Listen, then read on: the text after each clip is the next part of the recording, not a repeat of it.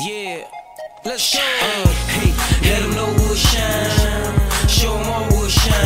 Hey, man, ain't no lie, ain't stopping. I'ma get mine in due time. Hey, let them know we'll shine. Show them all we'll shine. Hey, man, ain't no lie, ain't stopping. I'ma get mine in due time. Yeah, it's on me right here. Stage got it made, I see so clear. It's my time, I'll take it there. And this, I swear, man, it's my year. Made my map, don't eat in fear. Hear my songs, lend me your ear. You want greatness, I'm right here. Ain't no better than this right here. Yeah, man, the top so close. Soon I'm going concerts on tour. Superstar, yes, I will soar. Magazine covers top the charts. Yeah, I give you art. Nothing less than that, I work hard. Yeah, about to take this far. To the top, sun, moon, and stars. Hey, let them know we'll shine. Show them all we'll shine. Hey, man, ain't no lie, ain't stopping. I'ma get mine in due time. Hey, let them know we'll shine. Show them all we'll shine. Hey, man, ain't no lie, ain't stopping. I'ma get mine in due time. Yeah, Sage bring you soul. More than gold is what I flow. You chase dreams, I'm catching dreams. That it was my team, we want that green. Yeah, that Wall Street money. Flashing lights from the paparazzi. You can't stop me, champ like Rocky. Yeah, I'm cocky like you two, watch me. Tell them on top of the world. I like to welcome you onto the show, man. Like the Boston Celtics, the ill ball. We won't fall, but shots we call. Man, ain't no lie, we just too fly. Up in the skies on a different vibe. See me shine, you out your mind. If Sage don't get it, man, it's my time. Let them know we'll shine. Show them all we'll shine. Hey, man, ain't no lie, ain't stopping. I'ma get mine in due time. Hey, let them know we'll shine. Show them all we'll shine. Hey, man, ain't no lie, ain't stopping. I'ma get mine in due time. It's my time, I will shine. It's my time, I will shine. Jim, how y'all doing out there, It's man? my time, Welcome to the Sage Spin Show. I will shine. That's the new intro for the Sage Spin Show right there. I'd like to welcome y'all to none other than the Sage Experience Show on YouTube. Only on YouTube, only live on YouTube for right now. Until we get our platform, ILLBLOG, which is ILLBLOG.com. Gets the live stream and our own video platform going, which we do have our own video platform, but we're working on a live stream / on-demand situation. But visit the website, it's right there, right under the subscribe button. So, and as you can see, it says subscribe, right? So subscribe to the channel.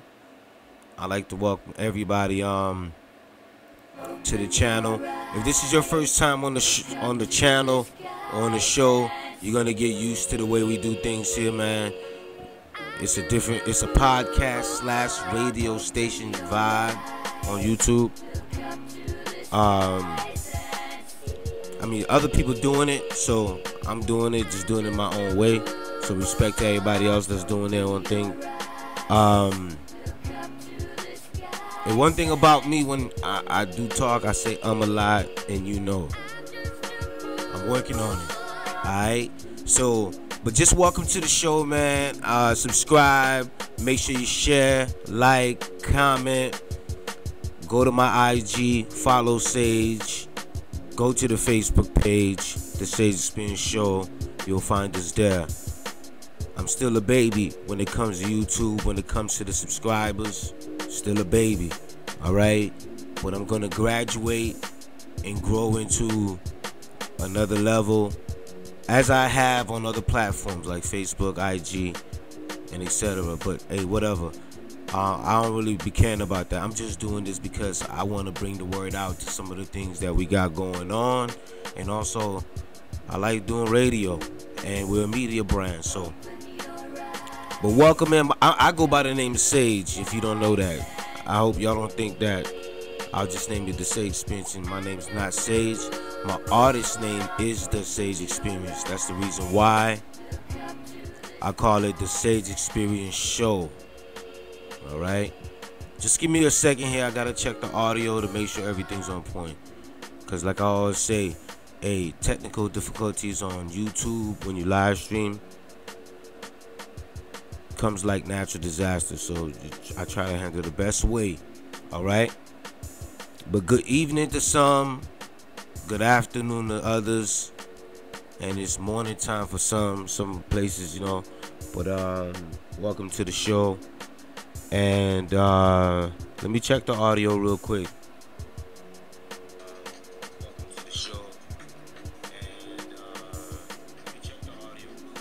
All right, so audio's on point. It sounds real good, so I'm happy about that. Let me make sure I turn the mic down just a little bit. And you might hear some noise in the background. That's I'm in the garage, okay? And I got a ventilator that's on, and it's helping with the air and everything here. But it's good. But today we got a dope show. I'm excited about the show. We got a lot to talk about. As you can hear the instrumental in the background. It's called it's a song called "Open Your Eyes" by one of my favorite artists, Pusha T. All right. So Pusha T, good music artist. He just recently released Daytona. This project dope. All right. I used this other instrumental the other day. But it's 5 minutes to 10. I know yesterday was the last day for surviving R.Kelly. It's been all over the internet. We got the Jazmine Barnes situation. It's a lot to talk about, man. But let me go based on my notes, man, and what I got here. Let me go what I got here based on my notes, man. All right.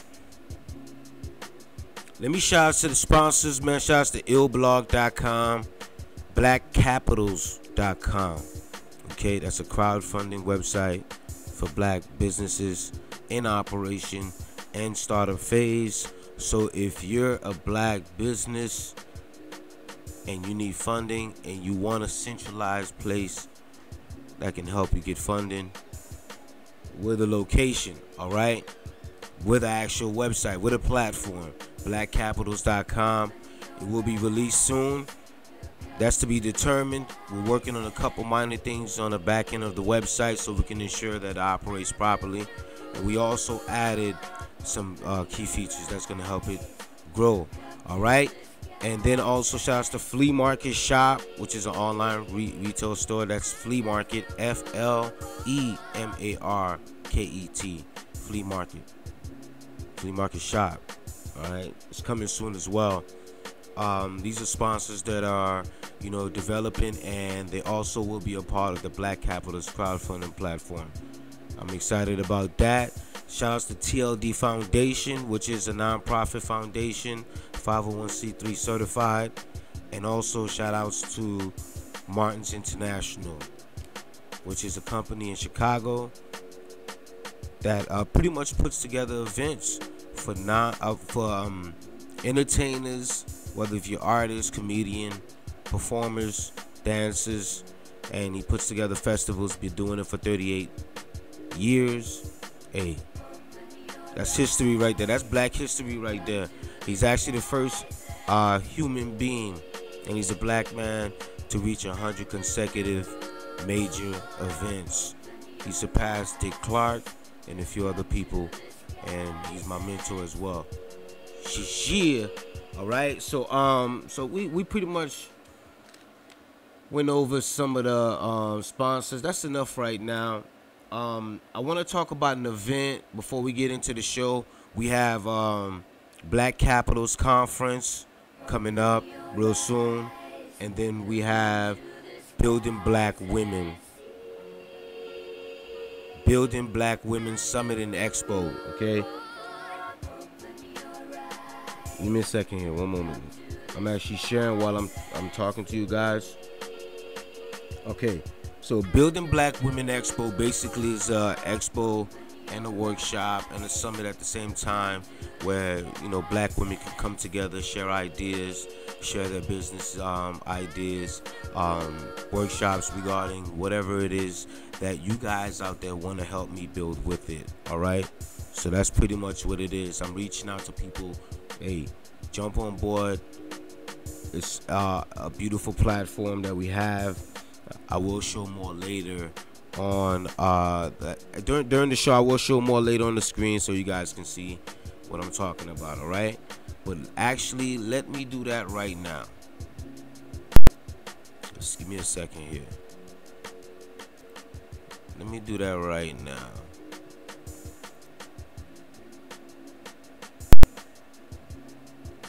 All right, so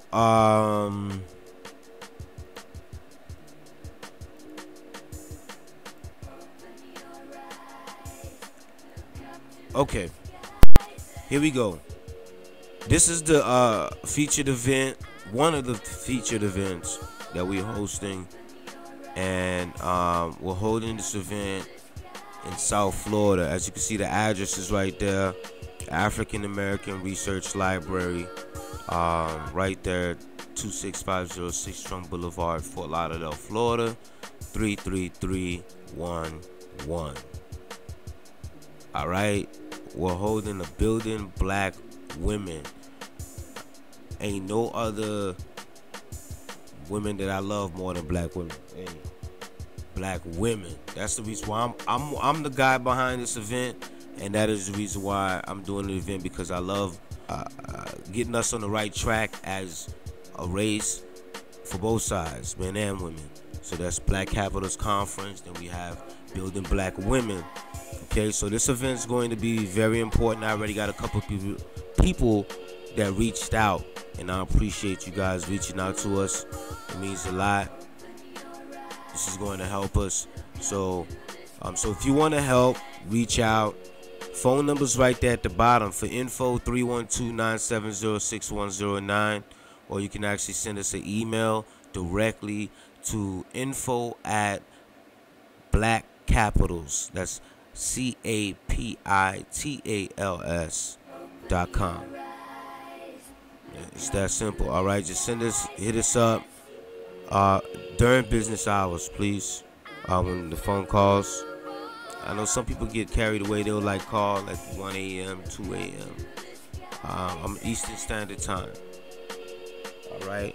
Okay. So that's one of the events. That's a featured event that I want you guys to know about. And the other event that I want you guys to know about is very important too. Is an event that we're doing for the youth. All right. Every time I do the show, I'm always going to start off with what we got going on.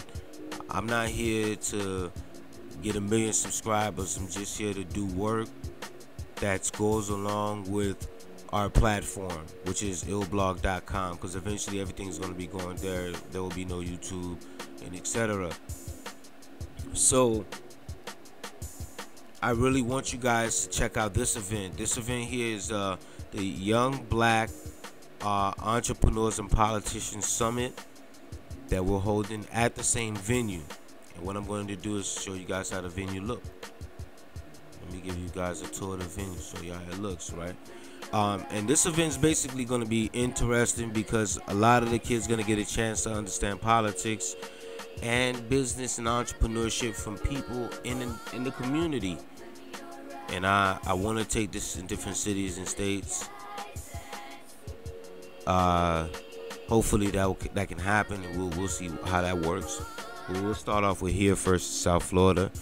But the event basically has a course, a monthly class and course with a curriculum that they have to take every month.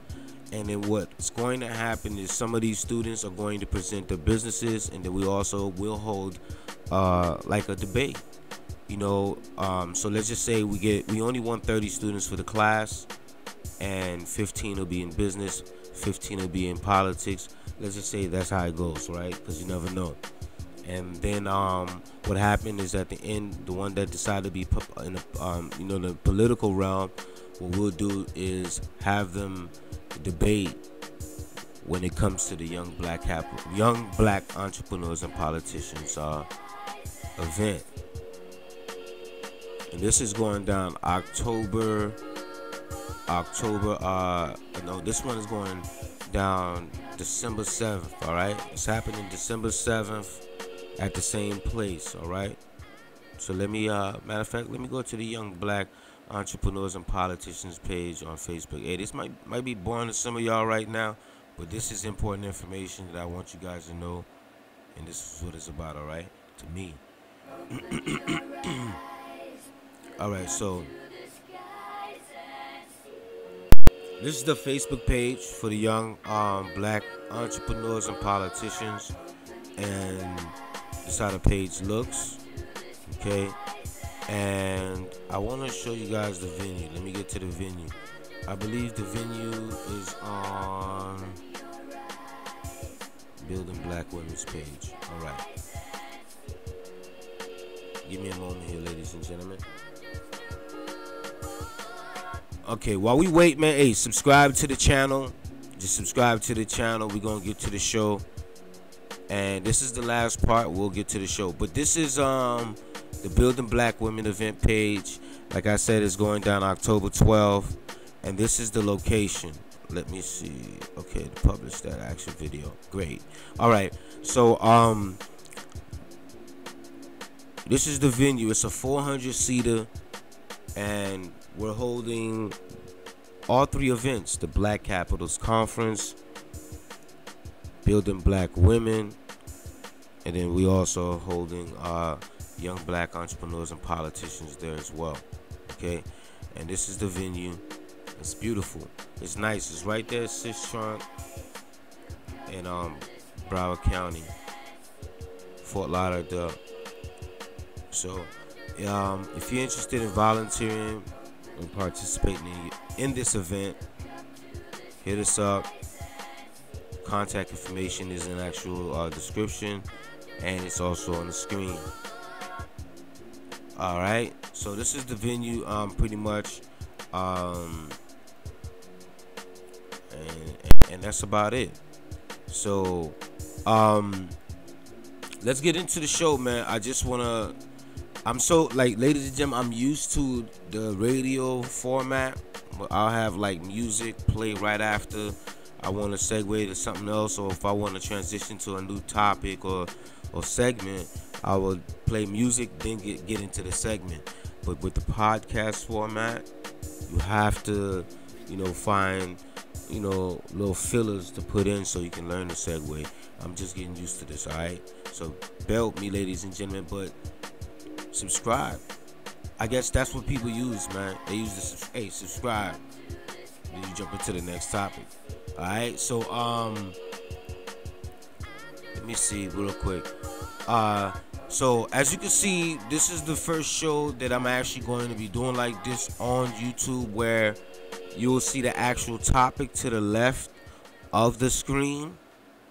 All right, so you'll get to see the topic to the left of the screen, and if it's highlighted black, it's the current topic. All right.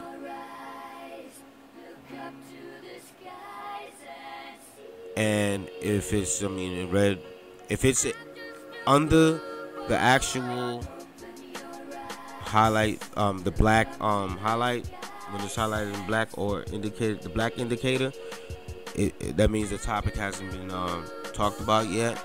And if it's above it, that means the topic's done.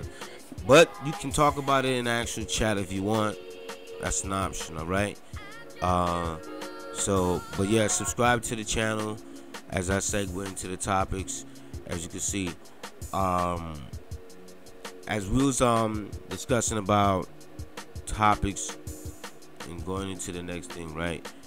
I did show you guys the venue. Now I want you guys to know, for the events that I just previously showed, right?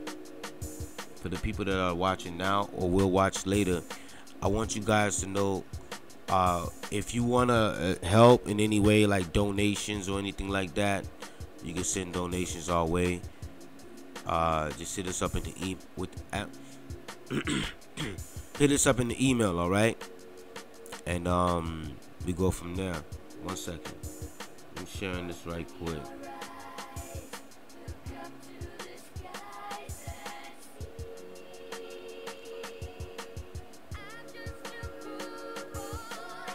All right.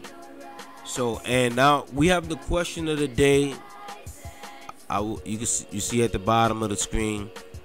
So definitely, hey, we'll get to that at the end of the show.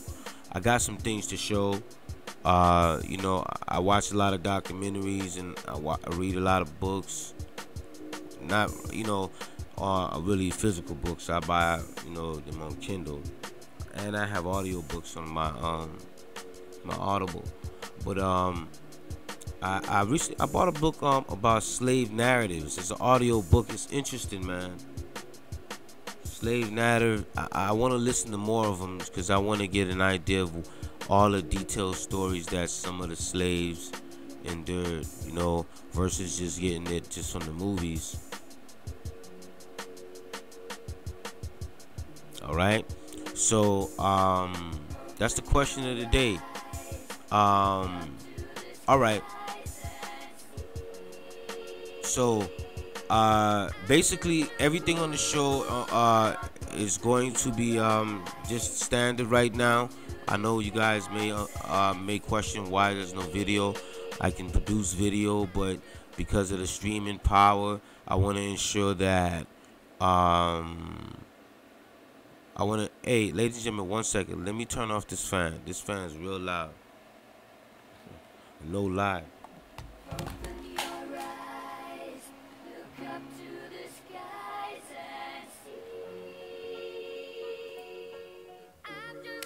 All right, much better. Okay, now I can everything for the show is gonna be set up this way. I will do video soon, but right now, because of the streaming and everything and the Wi-Fi, I want to ensure that I just deliver audio and build an audience from that, and then once that happens, we'll go from there. That's it. All right. Let's get the show started. All right. As you can see right now, the first topic we got is power. There's a power prequel. I just learned about this. There's a power prequel. I know some of y'all been on this for a while, maybe for a couple months. I know 50 Cent mentioned it on his Instagram, according to some of the articles that I read. And it's coming out, apparently might be coming out this year, 2019. So we might be getting a Power season 6, right? And then we might be getting a Power prequel, which is called the Golden Era. All right, the Golden Era, where basically 50 Cent is going back to Bree's days when he was young and Ghost was young. So we're going to have another 6th season of just Power prequel, and then we got maybe 1 or 2 more seasons of the regular Power, because you know them guys, they got recognized because of the show, and they're getting better roles, movies, getting paid, you know, so they gotta move on. So this is a great plan. Hey, 50 Cent smart, you know, and the people that he's working with is smart to come up with a prequel, and then he also has the BMF. All right, so that's big right there. So that's big news for 50 Cent. Happy for him right there. All right, so let me show you the article. Actually, you can actually go to our website, ILLBLOG.com. Right. 1 second. Get it on the screen for you. You can actually go to our website, ILLBLOG.com. It's ILLBLOG.com. We've been in operation for more than for about 5 years. We're about 150 million impressions strong. We only source credible websites, but let's get to it. All right, so basically, I don't got to read that again. While Power production remains on a hiatus following the death of a production assistant, executive producer and star Curtis 50 Cent Jackson continues to tease the show's forthcoming prequel. Okay? And additionally, tentatively titled The Golden Era, Fifth shares a new post on social media regarding the show, captioning the 80s dated photo, Power Prequel, TGE, The Golden Era. You already know what time I'm on. And he says Southside, parentheses, Big Owen, the return of young Kanan STARZ. Okay, so basically, this is going to be the, when Kanan was young. And it says, in addition to the latest post, Fifth took to his social in October to tease the prequel for the first time, captioning the photo, "My Power spinoff is so crazy, I'm doing the prequel. Wait till you see this." TG influence. Alright, Southside, we outside. 1988. Boom. Hey, that's 50 language right there. So basically, this is the images right here that you see of that he posted on IG.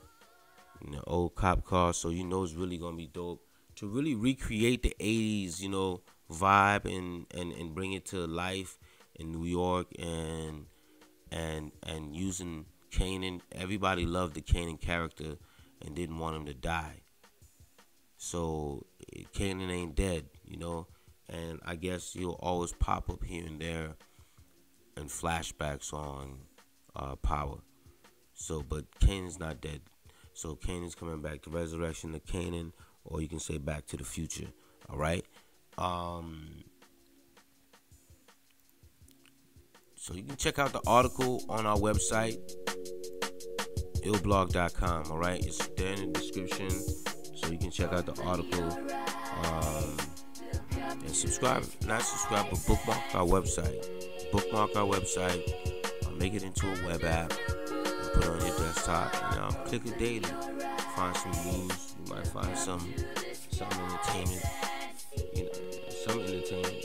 Whether if it's video, or you might, find an article that you can read, that you can learn from, or an article that might just entertain you. You never know. But it's 10:16, and before I get to the next topic, make sure y'all subscribe to the channel and spread the word, as I'm spreading the word as well right now on Facebook.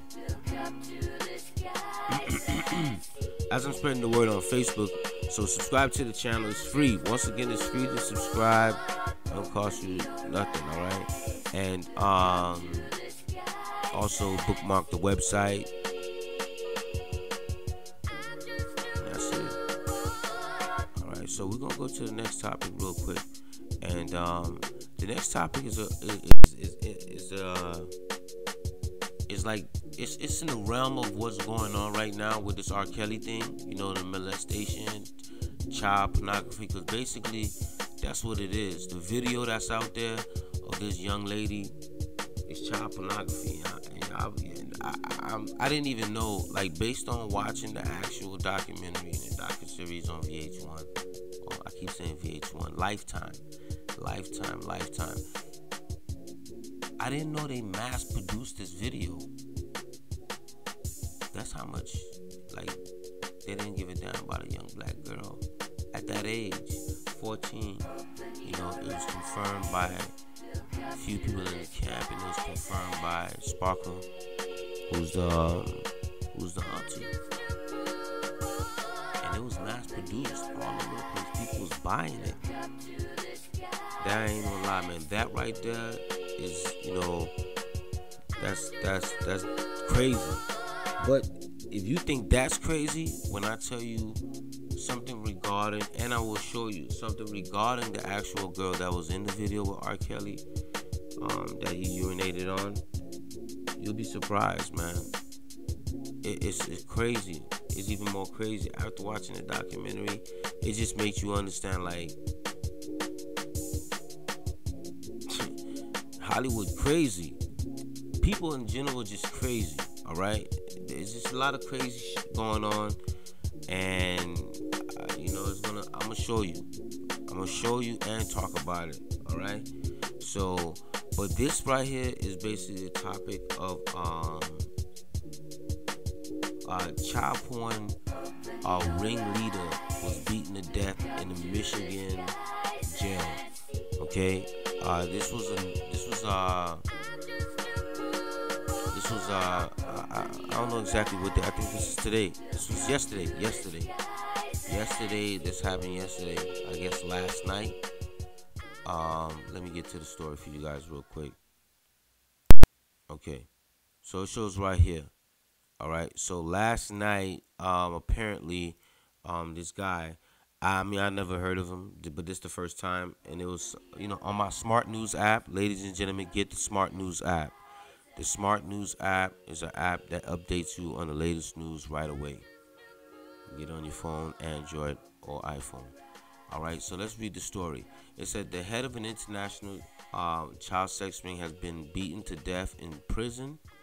The Detroit News reported that Christian, I don't know how to pronounce his last name, 40, of Binghamton, New York, died Wednesday in an attack in Milan Federal Prison in Michigan. That's all we need to read right there.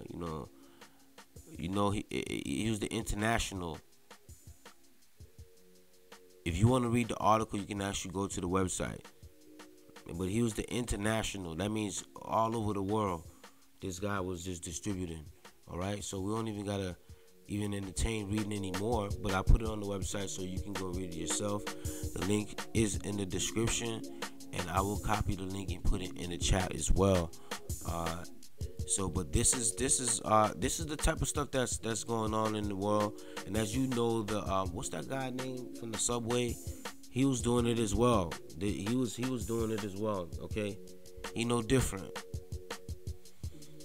But this guy's on house arrest. Apparently, he's still on house arrest. From last what I read, he's on house arrest. All right, so off child pornography. I just don't get it, but this is America, right? In the words of Childish Gambino. But let's move on to the next topic. If you want to read that, it's on our website once again, ILLBLOG.com, which is my #1 source for news, entertainment, anything related in whatever. Everything's there, okay? But it's pretty much targeting Black Americans and Africans of the diaspora. But let's get to the next topic real quick, all right? So this right here tripped me out. I really was I don't know, man. That's why I like to wait to to really say something about some stuff. But sometimes you get a little amped up because of the stories and everything that's happening, and then social media get engaged into it. And the story of Jazmine Barnes is a crazy story, man. We really don't want anything like this to happen to any child, period. Doesn't matter the race, right? But when you see it happen to a Black child, and then we tend to put, we have the race narrative behind it. It's a white person that shot him, whatever. I don't know. It might still have been that. They gave a sketch of a white person. Okay, and we got 2 Black guys.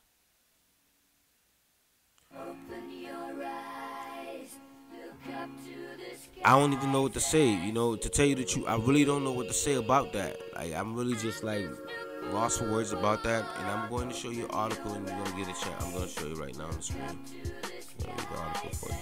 All right. So basically, I got this article from Washington Post, right? They're the source, right? And they basically said, twist in Jazmine Barnes' case as suspect is charged with capital murder. Let me turn on the volume for the system real quick, right? It says the authorities have charged a suspect with capital murder and fatal shooting of a 7-year-old Jazmine Barnes as an emotional case that moved the Houston community and evoked racial tension nationwide. Took an unsuspected turn on Sunday.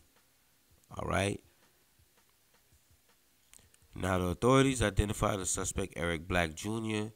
20 and said he admitted to taking part in the December 30th shooting. Contrary to initial reports that the suspect was white, Mr. Black is black. Golly, look at that.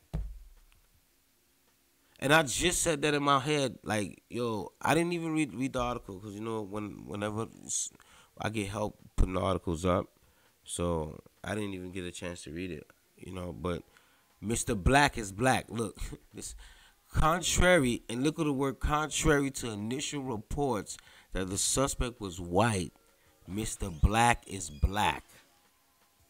This is funny. I mean, it's the story is not, but it's just that line right there is just crazy right there. But let's continue, right? Look at this beautiful young girl, man. She was shot and killed. And let's continue, right? The authorities believe that Mr. Black, along with an accomplice, thought they were shooting at someone else when they opened fire on Jazmine and her family, who were in the car on an early morning coffee run. The civil rights activists, including Sean King, who received the tip that led to the arrest, the race of the suspect, did not append the meaning of the case for Jazmine's family for the country. The capital murder charge filed against Mr. Black came after a week-long search in a case that seemed to offer few clues. All right, like I always will say in every article, if you want to continue, if you want to finish reading the article, you can go to the website right here, ILLBLOG.com. The article's there. This is my #1 source for news and entertainment. Only source I most likely will be using 90% of the time for the segment, which is around the web. All right, this segment right here is around the web, where you'll see news on the side, and I'll be discussing and talking these topics that you see on the side. All right, if it's highlighted in black, it's current. If it's not, it's either past, or we're talking about it, or you can bring it up. All right. So basically, that's the article. And I mean, rest in peace to this beautiful, beautiful young lady. And damn,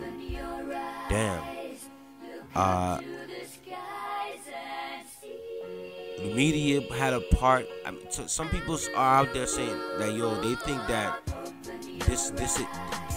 them guys just took it because there's a possibility that they just didn't want the tension, the race tension, to go high and things happen, you know? I'm just like, I'm shocked, you know. I thought it was a white guy, according to the sketch and to what people were saying. What, you know, on the scene, you know, the family.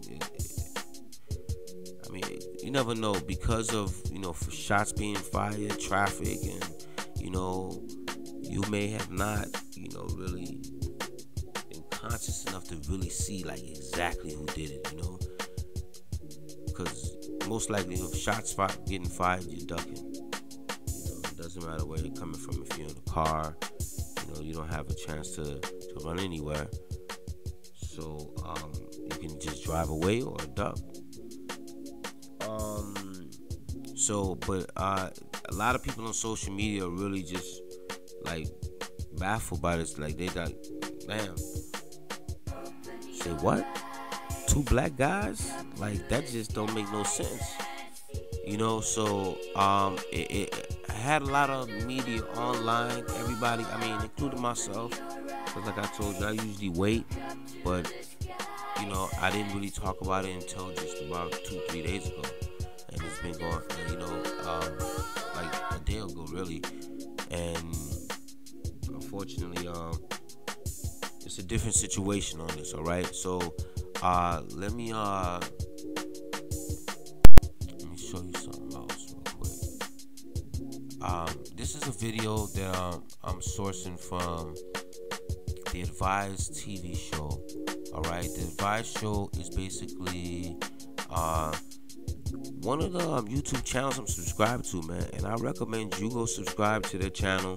They have reports on all types of news. They've actually been hands-on with the reporting for the Houston situation with Jazmine Barnes, because they're right out there in Houston. So, you know, they have another partner named Muhammad, you know, Phil and Muhammad, but I don't remember his first name. I apologize about that, brother, but you can go check out their page, subscribe to their channel.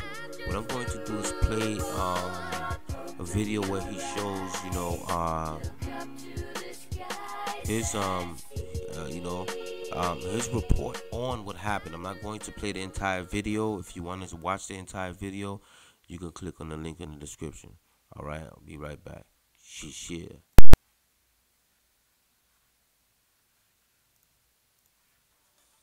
Open your eyes, look up to the skies.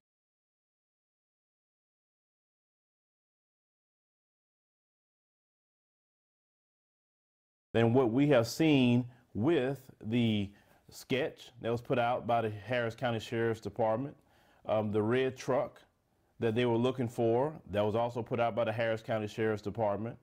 But they made an arrest with 2 individuals, and these individuals were black in this shooting. Now, the first person that was arrested, his name was Eric Black Jr. Now, he is 20 years old. And the second person, the suspect, Larry Woodruffe, he is 24 years old. He was believed to be the actual shooter, but I'm gonna go ahead and roll just a short clip. Now, from what I'm hearing, the tip came from Sean King. He turned those 2 individuals in based off of what someone told him. Now, they were stating that they didn't really take too many of the tips that was coming in serious when it came to these individuals at first, because of what the police put out with the sketch. Now, the information that we had at the time, that's what we went with. So, of course, when everyone was saying, including myself, racially motivated attack, that's what we went with. I make no qualms with that. This country has a 400-year history of racially motivated attacks. But also, we're going to get to the other portion of this, and I'm going to hammer home on that. But let's finish the details. So, Eric Black Jr. had a rental car. Larry Woodruffe was in the car with them. They rolled up on Jazmine Barnes' mother, and they just start shooting in the car. They say it was a mistaken identity. They didn't know her or the children whatsoever. Now, they returned the rental car, got another rental car, and took off. Now, they pulled over one of the guys on a traffic stop because the license plate was looking jacked up. Upon going to the vehicle, they noticed a strong smell of marijuana. They start searching the vehicle. They found 124 cases of Xanax in pill bottles. That's what they found. So he got arrested on that, the Larry Woodruffe guy. Now, the shooting, which was extremely tragic, extremely horrible, the person you stayed in the red truck said, what happened to that? Well, they said that the white guy did it. Well, what they're saying is, in the midst of all that, they believe that this particular truck was running away from the scene when the shooting started happening. And so I guess they looked up, saw the truck running, and that's the description that they gave. In the midst of a shooting, I could see that happening. I mean, because you're just looking around at the time. I mean, you're not going to be focusing, looking on exactly where all the bullets are coming from. And maybe when they stop happening, you look up like, oh. So I can see that mistake. I don't think they did it on purpose. I don't believe they're lying about, that. And even the investigators said that's kind of what happened. But let's talk about this other section of this. Yes, we talk about white supremacist terrorism, and it happens all the time. But also, this crime that happened, they were going to look for someone else, and they went to kill them. They just killed the wrong people, or wounded the wrong people, for sure, in this one. I've stated before that whether it's a white supremacist terrorist or a terrorist in our own community, I'm 100% against them. I have stated many times before, many times. People call me whatever they want to call me. I love black people to death, but I do not sit up here, advocate, and even want to deal with those that want to harm and kill other black people. I think that's despicable. I've said we need a mass separation in the black community. Listen, if one of those brothers want to put down their evil ways and reform themselves and be a good productive member in black society, I'm all for it. I am not against redemption of no one in our community. But those that's riding around here that's just harming people within our community, no, I don't accept that. I don't want to be around that because that's evil and wrong. We got enough in this society dealing with white supremacy coming against us all kind of ways, and then we have people within our own community do that to us. No, I can never accept them. You know, some people want to accept that element. Only if you reform yourself, I can accept you all day. But if you're just still out there killing other black people, no. And these same individuals, when it's time to defend the community, they don't want to do that. They're doing things like this. This family definitely, whether it's this guy or even when it could have been the other guy they put a sketch of, Jazmine Barnes is not here anymore. She's going to be buried Tuesday. It's a very, very horrible tragedy. And as a parent, you don't care who killed your child is killed. Your child's not here anymore. And the pain's not going to change just because of who did it or not. Well, the one thing I saw yesterday at that community rally, the community came together. And what I've seen by being there, I saw black people there, of course. I saw a lot of Latinos there. Now, Jazmine Barnes was half Latino anyway. So you couldn't really tell by the pictures, but I saw the family. I talked to a lot of the family that was there, the black and the Latino family, okay? So it was black people, Latinos, a bunch of them.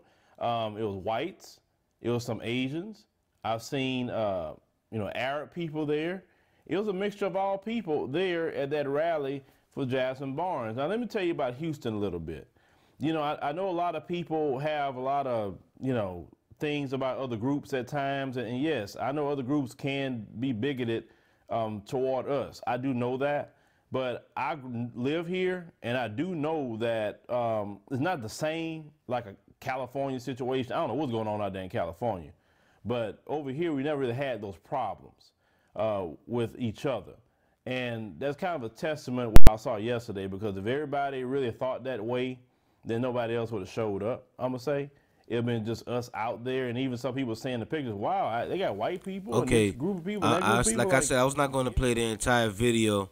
I was not going to play the entire video, but I just wanted you to, get it directly from them, because they're right in the actual city, and they do great reporting. They actually did a video on Danye Jones, which is the young man in St. Louis that was hung. So they go to YouTube channel, okay? They'll go to YouTube channel for content related to our community, any news related to injustice in the black community, and etc. But like he said, we all got the narrative that it was a racial thing, and like he said, he's not lying. It's happened so many times that you gotta take it for what it is, man. Like, for real, you gotta just take it for what it is at the end of the day. Because it happened so many times. It's happened quite a few times last year. Random attacks, So, but that's a video. Go to the Advise Show TV YouTube channel. The link's in the description. So if you want to watch the entire video, it's available for you there. And also the article about this is also available. The title is also above the actual link, so you shouldn't miss it. All right. Okay, we're gonna get to the next topic. All right. Now, this is an important topic, right? And as you can see, the last one is basically surviving R.Kelly effect, and this is part 2, right? And we also have a question that somebody I know was like, man, you should make this the question of the day. I didn't even think about having a question of the day. And he was like, what about the R. Kelly in your family? Okay, so we're gonna talk about that.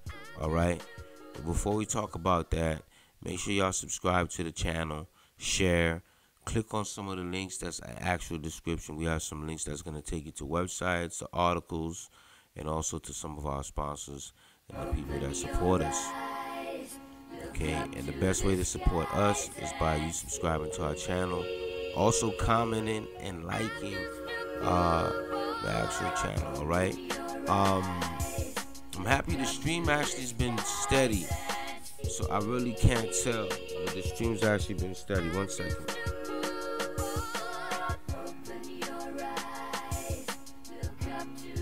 Yeah, so it's like the stream's been good, man. It hasn't been lagging at all. So the audio sounds good. So I'm real happy with that right now. So as you're coming in, just hit the like button and drop a comment. I do appreciate that. That'll be dope. All right. Now, as we spoke about Power, the prequel, which is basically the story of Ghost and Kanan before they became who they are today, in the power that we have today within season 6. All right, so that's dope. I can't wait for that, and it's supposed to happen this year. It's supposed to be on STARZ this year, all with Power. So we're talking about the Golden Era. That's the name of the actual show. Okay, we talked about the child porn ring leader that was killed and beaten to death in the Michigan jail. Okay, this happened last night. All right, and then we talked about 2 black men that got found as the ones that killed the young lady. Well, not the young lady, but the young girl. Give me a second here. That killed the young girl, Jazmine Barn. And rest in peace to Jazmine Barn, and condolences to her family from the platform. And so we talked about that, and I also played some videos to actually go along with it. All right, but as we talk about surviving R.Kelly and the effect it has on, I mean, you know, this is yesterday I believe was the last episode. Yeah, the last it was the last night. Yeah, last night. Okay, I actually watched it today. That's why I'm confused. But this documentary has affected everybody, man. I mean, so many people are talking about it. The internet is flooded. Everybody's talking about it. The timelines, everybody's timelines flooded. No joke. And this R. Kelly thing is having a good and a bad effect. But the most important thing is people are talking about it. In the black community, we tend to not talk about this. And this problem is not just a problem that is not just in our community, but today we're talking about our community. It's a problem. Big problem. I mean, on the women's side, it's huge. On the men's side, it's huge. And on the men's side, they don't talk about it. The women's side, they don't talk about it. I believe the surviving R. Kelly thing is making you guys talk about it. And it's good. Talk about it, man. If you experienced it, you need to talk about it. You need to go get help and heal. That's the important thing. It's about healing and moving forward and beating it, you know, because you never know what it can do to you. As we will learn what it has done to R. Kelly based on my research and everything that I've put on my notes for this particular show. All right. Now, this thing is real deep. What I'm about to show y'all right now, hey, come take a ride with me, man. We got a lot to learn and a lot to deal with in our community when it comes to this particular thing. This is not something that it's a culture. It's the culture of in our community. It's part, just like you see, they say R. Kelly got a cult with those women. Well, a lot of this underage girls dating older men is a culture thing. All right? Okay, rock with me. I don't know if you got the patience, but just rock with me, all right? This is a podcast. This ain't no vlog. This is a podcast. I got time. I ain't gotta rush. You know, if you want to check out news clips of me doing news, just go to ILLBLOG TV. It's an actual featured video on our page. All right.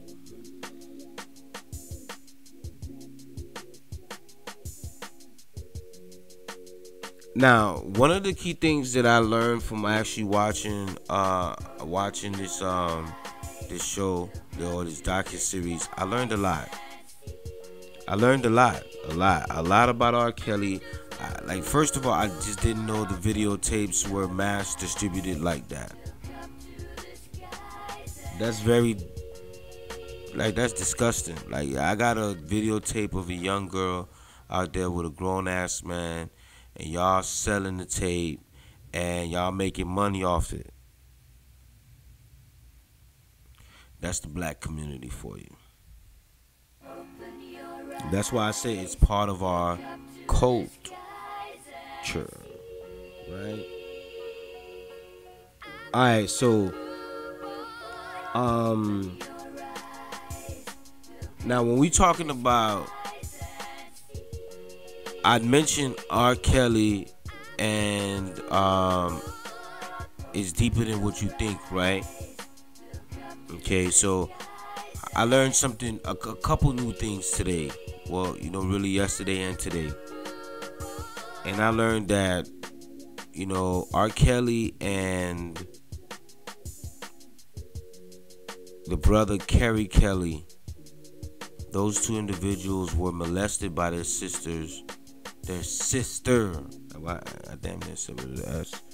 Okay, their sister at an early age.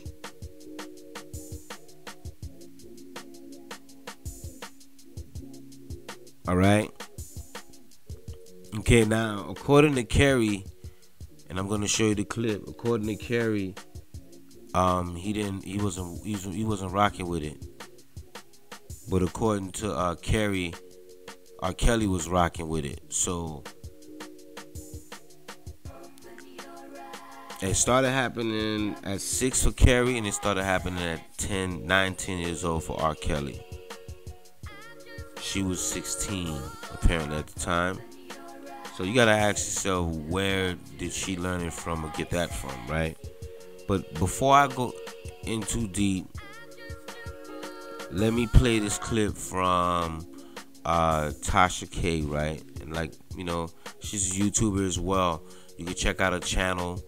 It's on YouTube. It's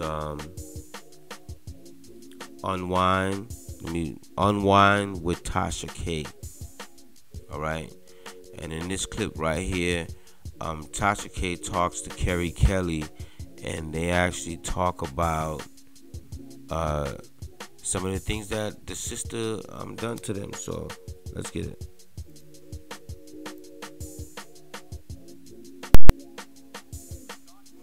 Look, I'm gonna go play a commercial. 1 second. All right, so here we go.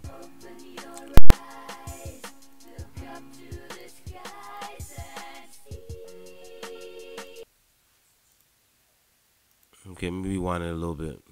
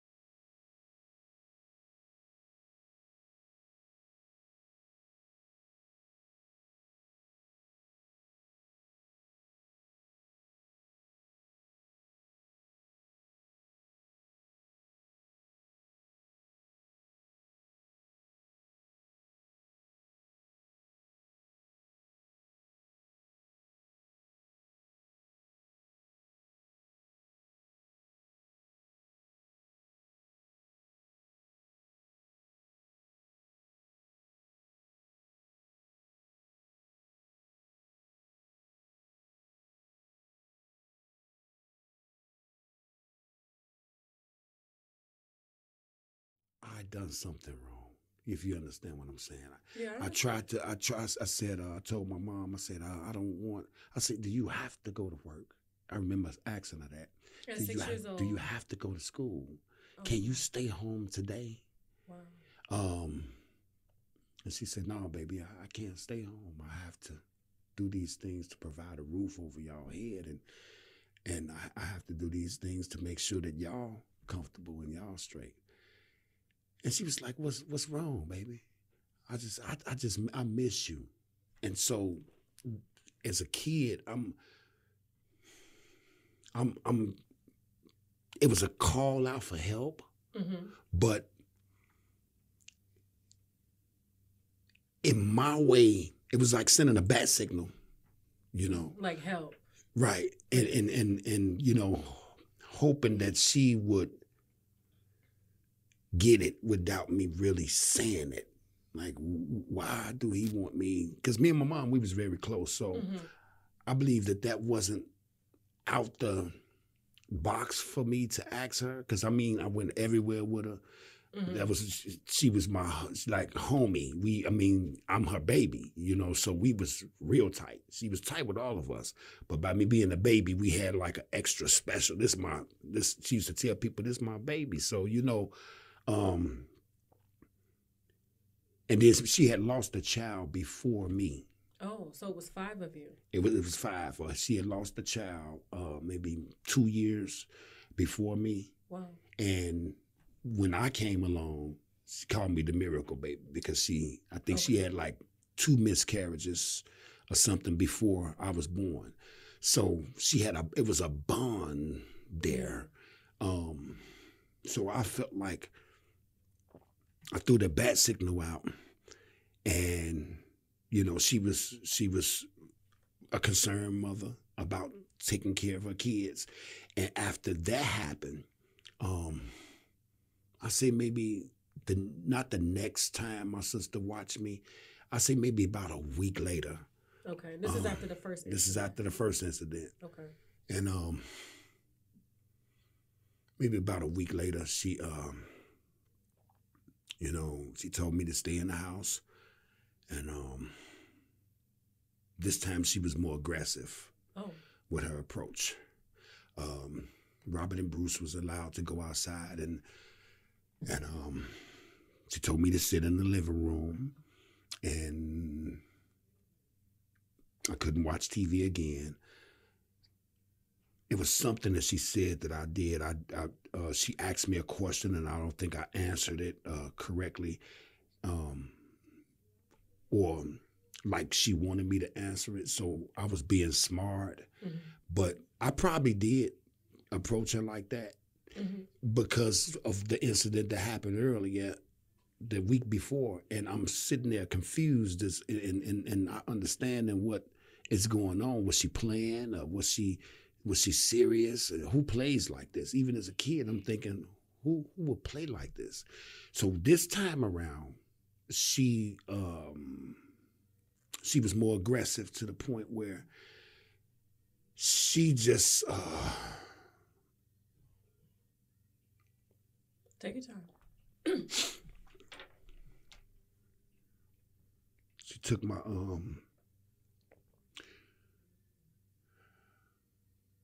took my face, and I'm short at the time, and she brought me into the room from the living room, and she had the robe on again, and she sit on the bed, and she just grabbed my head like this. And she just took my head and put it down by her private part, and wow. She told me to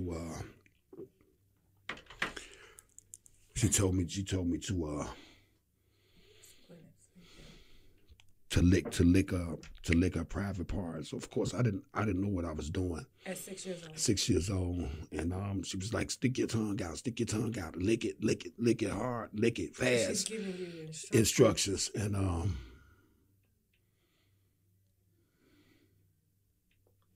I just started crying, and you were crying while this was.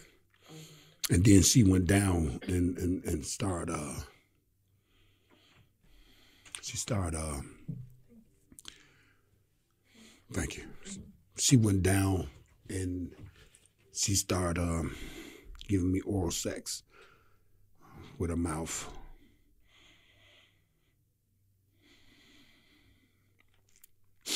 Even as a kid, I'm knowing this wrong, and I'm not condoning this.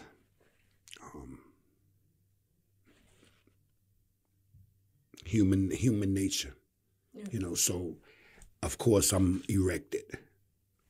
At 6. At 6, and she laid down on her back and she grabbed me, and she tried to like make me lay. I'd run for mayor of my hometown. Lay on her, but I was kind of like fighting to lay on her. So she turned around and laid me down, and she sat on me, and she took her hand and she grabbed my private part, and she put it in. Wow.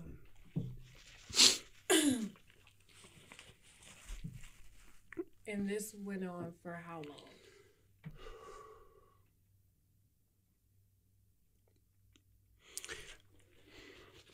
It had to be about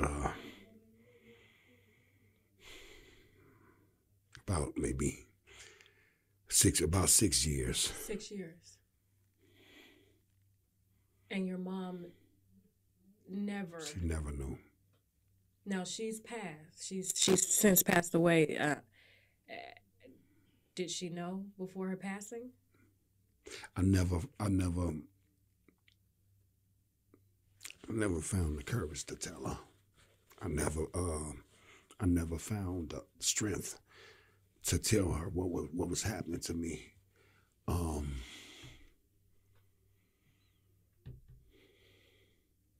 I regret that.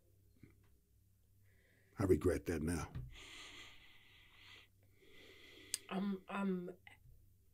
I know it's hard for you to come forward and share something personal like this, especially dealing with a family member that is still living. Like you and Theresa, you still talk. Oh, I haven't talked to Theresa since I haven't seen her since my mom died in '93. Oh wow. Okay. The last time I spoke with my sister, my son had got shot. I'm sorry.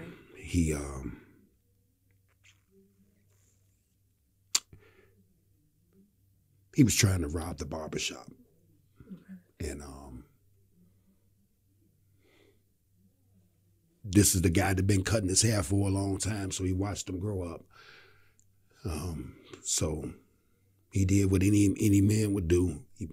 He protected his home. He lived upstairs with his family. The barbershop was his business. And then my son came and my other son, and they tried to rob him. Wow. So he ended up shooting him. And so he went to the hospital. He almost died. He had one bullet went through and pierced his liver, and the other bullet pierced his lung. So I was on the news at Christ Hospital, because at the time I thought that the police was bogus, and so I involved the media. Okay. So when I did that, my sister saw it on the news that her nephew had got shot. my son had me believing that they tried to rob him because he was R.Kelly nephew. Oh. So as a father, I'm not trying to hear nothing from the police. So I'm not trying to battle them. So I went to the news to expose them. But the whole truth of the matter is that ain't how it went down. So when it was news coverage on that, she saw it on the news and she actually called the hospital. Oh. And that was the first time that I heard her voice in 20 years, almost 20 years. How did it make you feel? Eerie. Back in a kid, man, state. I'm here trying to powerless. Like she called and the nurse said, "Are you Carey?" I said, "Yes." She say, "Someone is on the phone for you." There's a lot of people calling the hospital. They seen the coverage on the news and okay. So like I said, I was not going to play the entire video, and just to hear some of the stuff that he had to experience. You know, I watched the video prior to this, and I mean, you gotta understand that's the root of where R.Kelly, you know, got this problem from. You know, I'm not no psychiatrist or a psychologist, like I've said before, but I put a post on my Facebook page and I said basically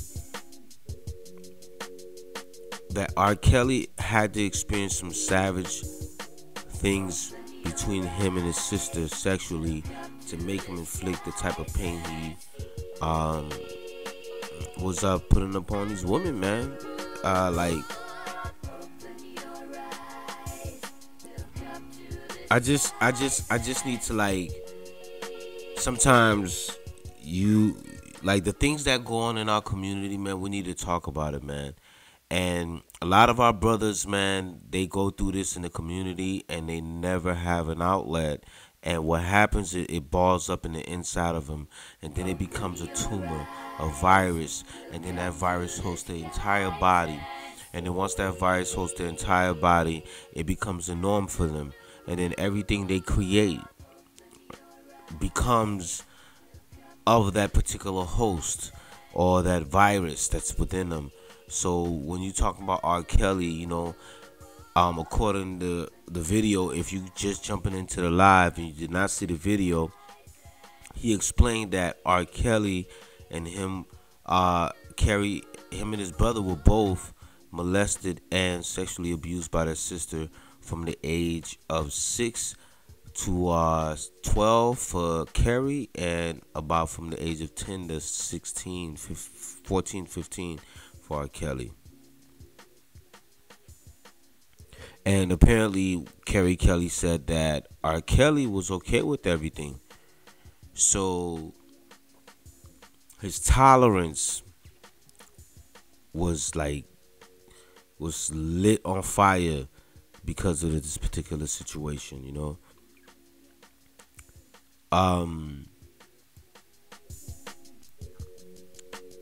I just hope that, you know, Carey can heal. It seemed like he took it, you know, exactly as the bait. You could see that he rejected it, you know, because we don't hear any stories about Carey doing any of the things that R.Kelly did. And he had more than enough chance. That's R.Kelly's brother, you know. You can pretty much get the ones he got, you know, or he can tell girls to go be with you if you want, you know, but Carey never really indulged in that, was not involved in that. So yeah, you know, but there's a lot more to this, man. You know, watching this documentary just opened my eyes up, you know, to a lot more things that's crazy out here, man. I mean, I know it's out here, but it's like just watching it and stuff, it just makes it even more real.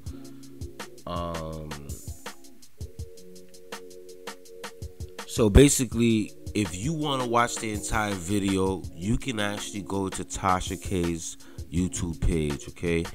The actual YouTube page is Unwind with Tasha K.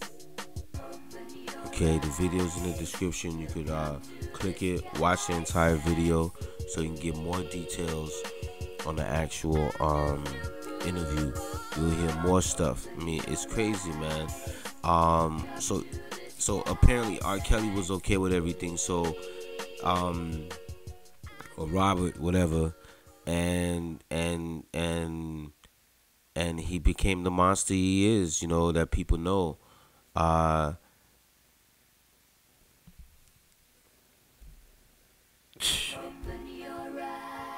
It's crazy.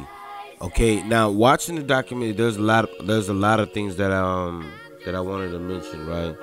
Okay, like for instance, this is what I wanted to talk about when it came to the documentary. But before I do that, hey, subscribe to the channel as you come in.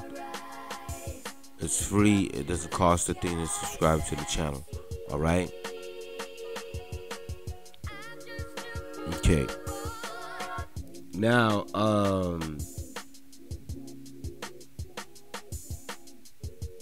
I played the Tasha K video, right? There's something else I wanted to play. Give me a second here. There's something else I wanted to play. Hold on 1 second. Okay. Now, before I play that, I want to let you know, okay, it says Aaliyah, I didn't know this. Aaliyah family owns publishing, the R.Kelly publishing. I didn't know that. That's brand new to me. I told you I'm learning a lot of new things just from watching this docuseries, and also the people that are reporting. You know what I'm saying? They even got tweets out there where an IG, they got tweets and they got IG posts where Aaliyah mama or a family member, whoever it is replying to people, going back and forth. And like I said in the last live, there's some ego behind this. And if you believe your daughter didn't do anything or Aaliyah is innocent, you shouldn't be going on the internet arguing with people you don't even know.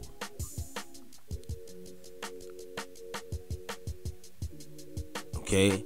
And then, you know, we was having a discussion with a few people here at my house, right? It was like a bunch of us, man. Like 4 or 5 of us, right? People on the phone, too. We're talking about this, man, because people don't talk about this in the community enough. And that's why I said it's surviving R. Kelly effect on the black community. It's a good thing.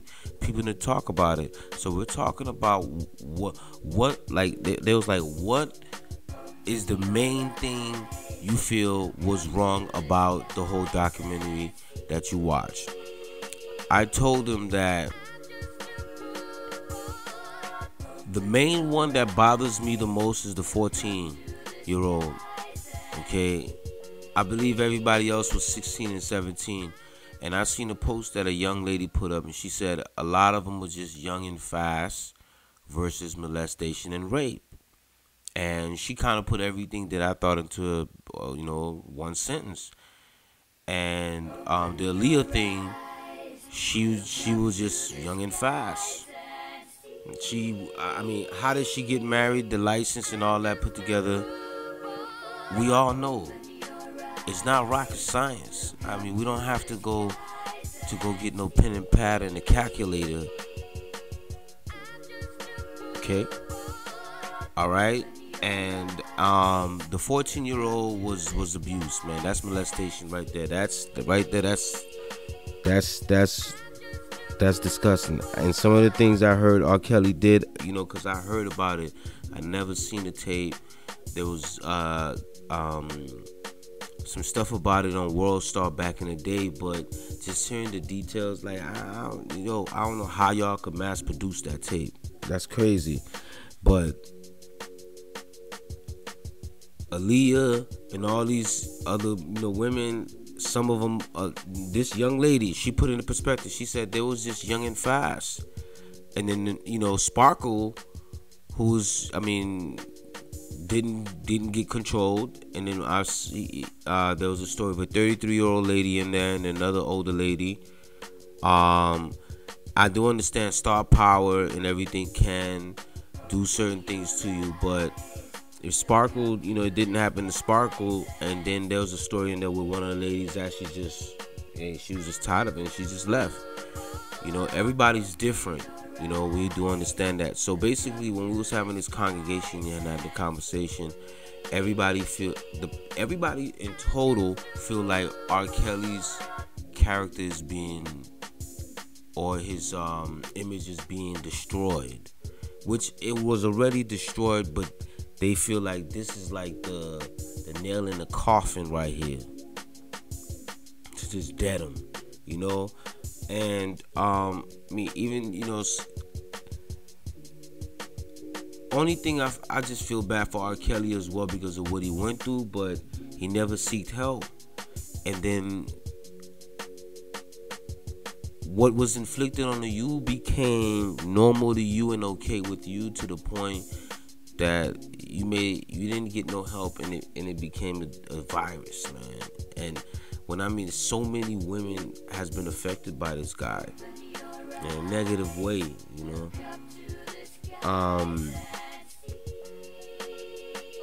So we all felt like this is the last, you know, the nail in the coffin. But at the same time, there's a difference between young and fast versus molestation and rape.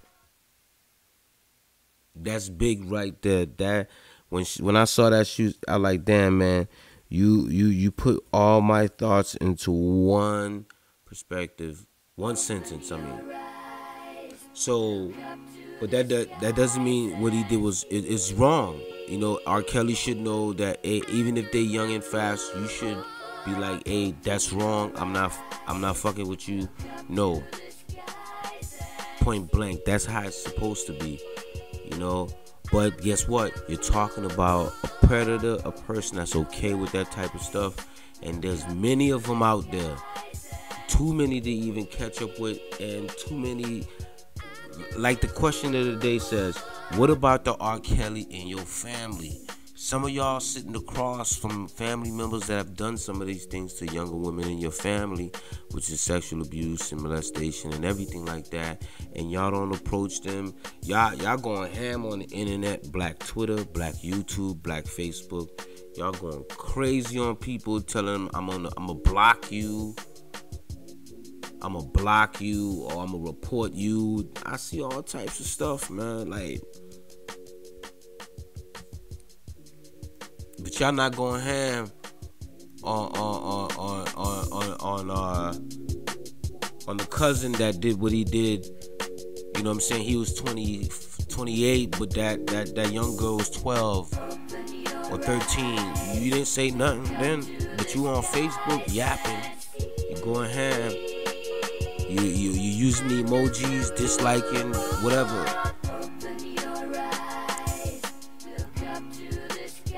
You know, so if you understand, man, like what's going on, man, like I'm happy this R. Kelly thing is out. A lot of people are talking about it, but sometimes some of the negative things that's coming out of your mouth don't need to come out. People just gotta express themselves in their way.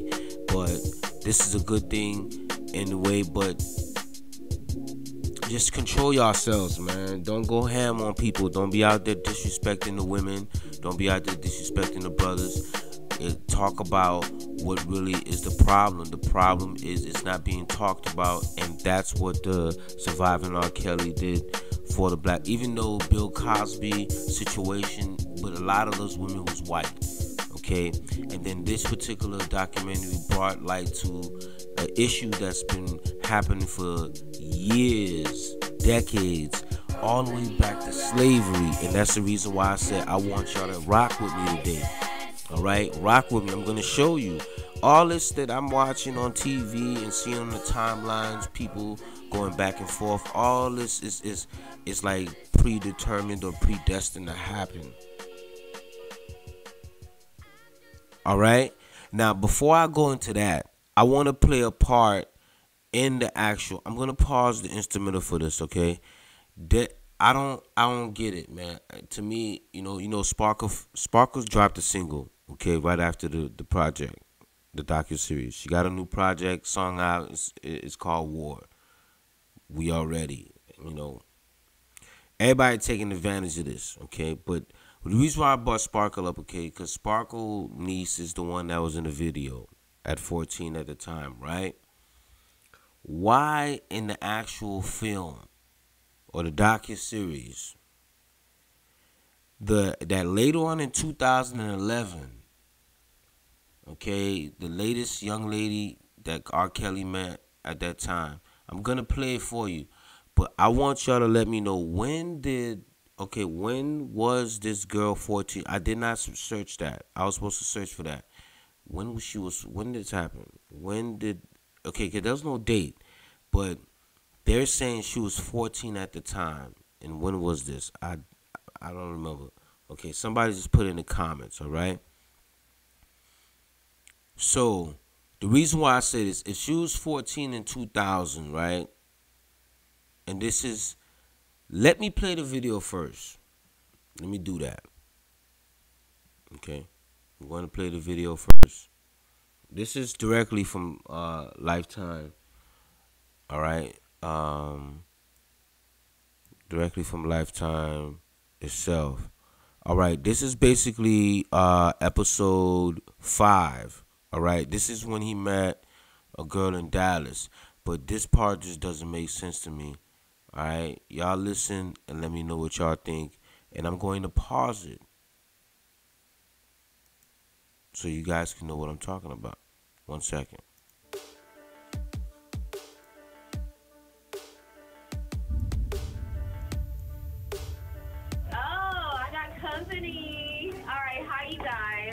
Back in 2011, I was a radio DJ in Dallas, and I had met R.Kelly at an after party while he was on the Love Letter tour. I proceeded to introduce myself and let him know that I was from the radio station. He proceeded to ask me how old I was, told him I was in my 30s, then he was shocked. He just kind of sized me up a little bit from head to toe, like what I looked like.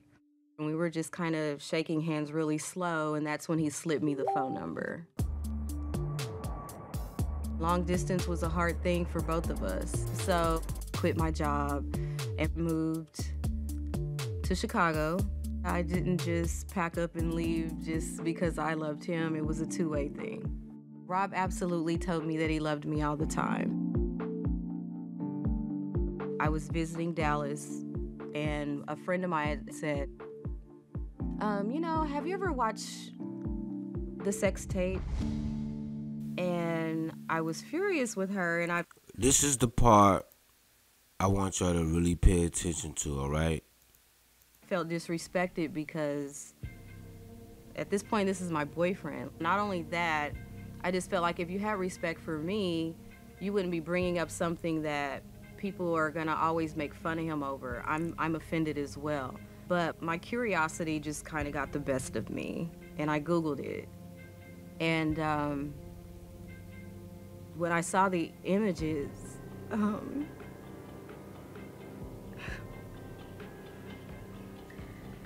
the images were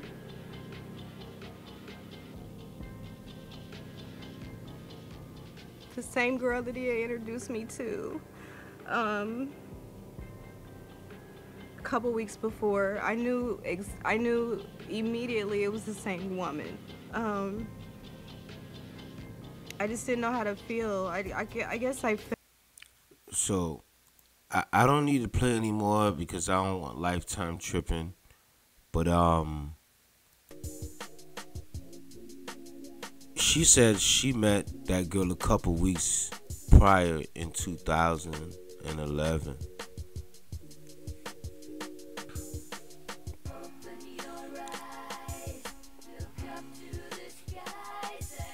Like, real talk, she said she met the girl in 2011. Like, what do you think about that?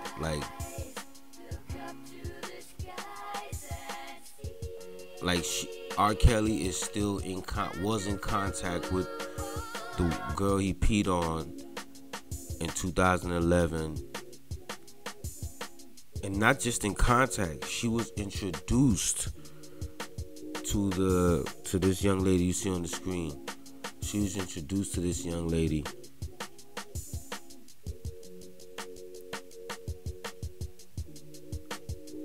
I'm telling you, man.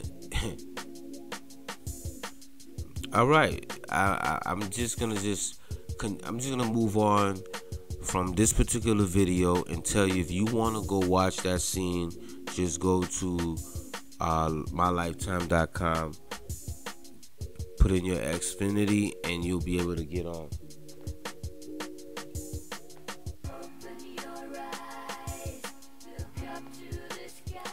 As it says in the back of an instrumental in the background, open your eyes. All right, just open your eyes. So we're not done with this here, man. We're not done. All right, because I want y'all to follow me, man. You know, so as you just listened and watched, this young lady right here, at the time when she was 33, she met R.Kelly in 2011. She was introduced to the at that time she was a little girl that was on a tape with R.Kelly. I'm saying probably, like, let's say in 2011, so that's about 12 years later. She's well in her mid-20s, if not, you know, close to 30. So you're looking at this, like, she's still around R. Kelly after all of that. The tape is out, so that gives you all the clues and all the pieces you need to understand why everything happened the way it happened. I was gonna play the rest of the video, but I don't even need to play the rest of it. You know, I'm sure it's going to be out there on the internet, and you'll have access to it. All right. So recently we just watched R. Kelly brother Carey Kelly give a story about how him and his brother were molested at the age 6 and 10. Okay. Carey Kelly at 6, R. Kelly at 10, and it went on for about 4 to 6 years. All right, it's crazy stuff. And then we're talking about intercourse, oral, all that stuff. Boy, I tell you, that's where the disease came from. The disease came from that, and R. Kelly is spreading it out there to everybody. All right. Now, what I really want to do is I want to play a video. Okay, as I was, let me pause the instrumental for a moment. Okay, I did mention to you guys that I was going to go deep into this and give you an idea of where this culture came from. This culture of underage,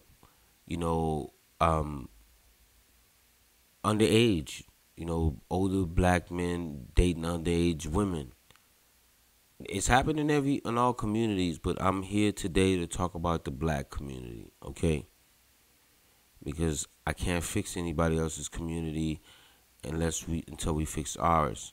But we have a problem, and we have a problem that's been here since 1619, as we're into the years 2019, which marks the 400th year of oppression, slavery, Jim Crow,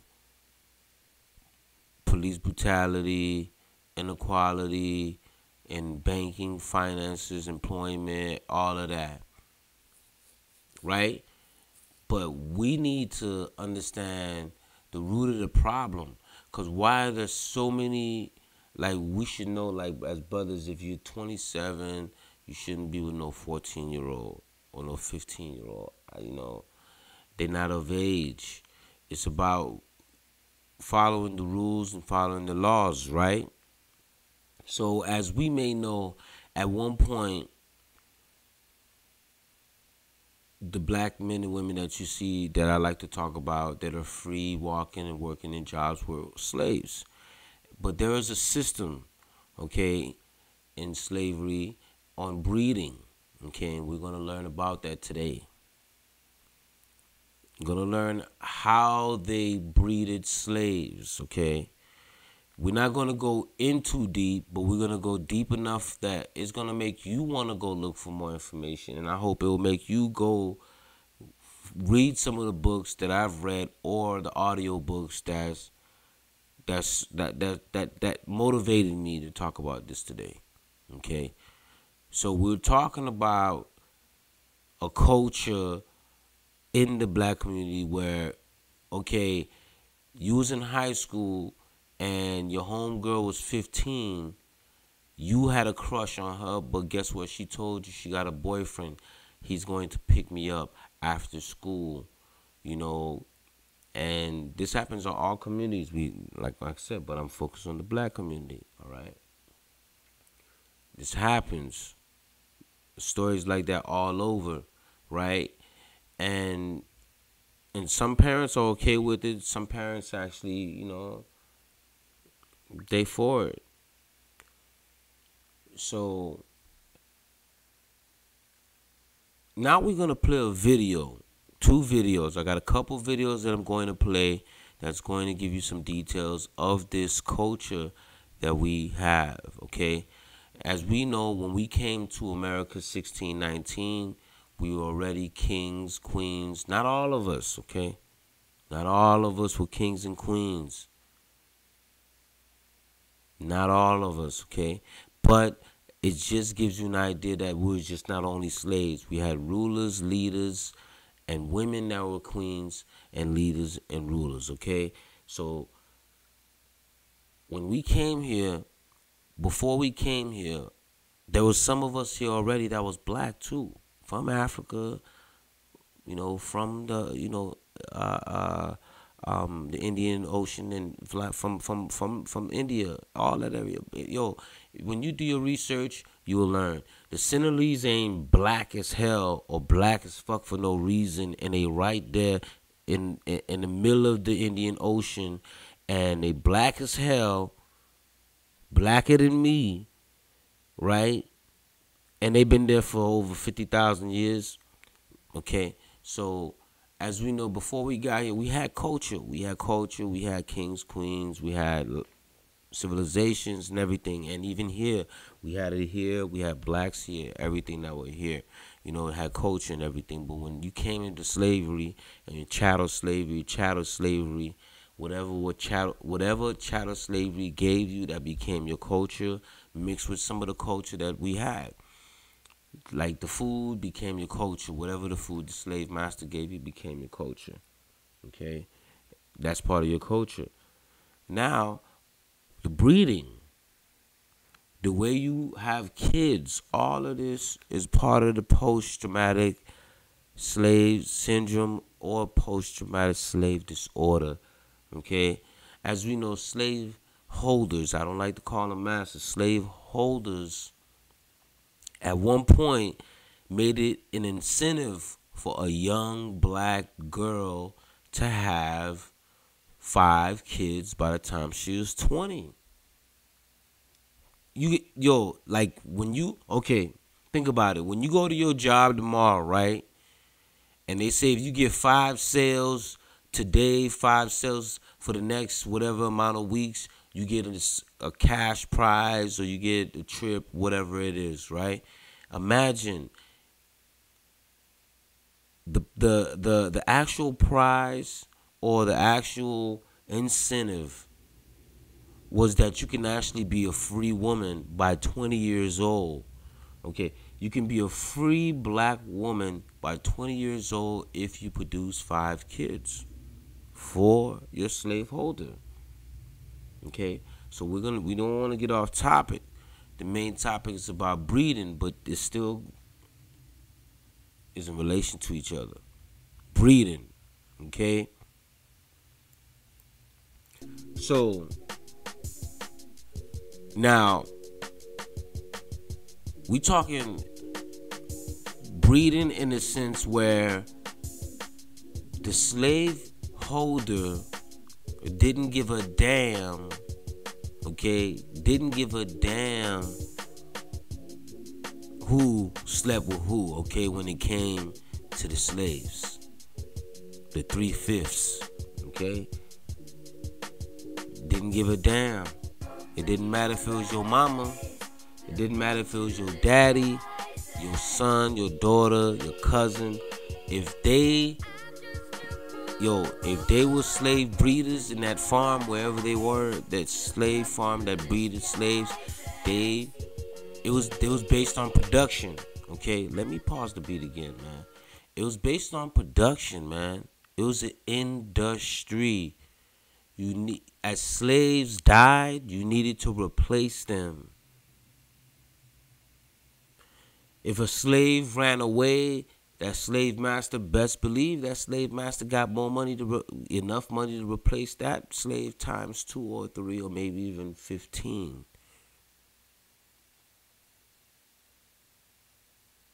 Okay, so you talking about you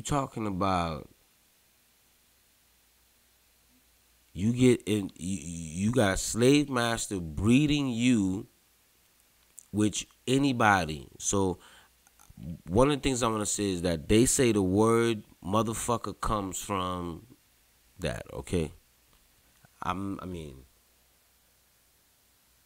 can't 100% say that's what it is because I've never read it in a book, but I've seen it in lectures.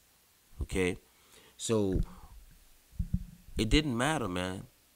It was an industry. They needed to keep up with production. So if a slave died in a coal mine or building those railroads or building the White House or building here, whatever it was, they had to replace that individual. So you needed somewhere, a farm that breeds them, just like you need a farm to produce corn, you need a farm to produce potatoes and all these stuff that we get in the supermarket. How you think it gets in the supermarket? Because there's a farm. So just like, there was so many plantations, and if a slave goes missing, he needed to go to a breeding farm to buy more slaves. So what I'm going to do right now, I'm going to pause right there, and I'm going to make a note of where I left off at, and I'm going to play a video that's going to be pretty much support everything I just said, okay? And let me play it, all right? This is from, let me play this short clip, the shorter clip first. This is from Hidden Colors, okay? This is Hidden Colors, the latest one, and it gives you an idea of what slave breeding was like. Okay, this is only 3 minutes and 54 seconds, ladies and gentlemen.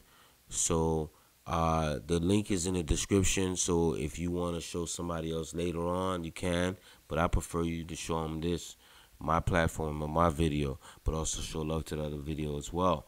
But let me get into the video real quick for you guys. So you guys can hear. 1 second, let me press the play button.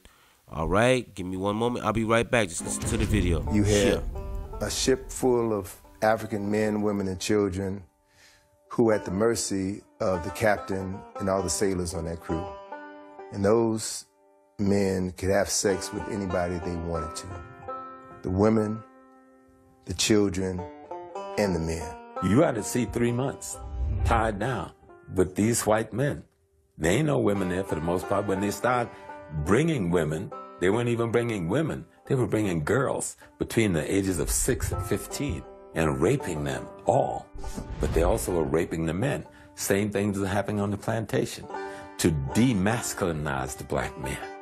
Control the slave population is to rape a father in front of his sons, or to take the biggest, baddest black man on the plantation and do something horrible to him to completely humiliate and emasculate him so that people won't respect him anymore. And that still happens to this day. In the Caribbean, they had seasoning plantations, which were plantations used to break the slaves. And one plantation or one place that had a lot of seasoning plantations was Jamaica. And people have to wonder, what were they doing on these seasoning plantations that was worse than what was happening on the regular plantations?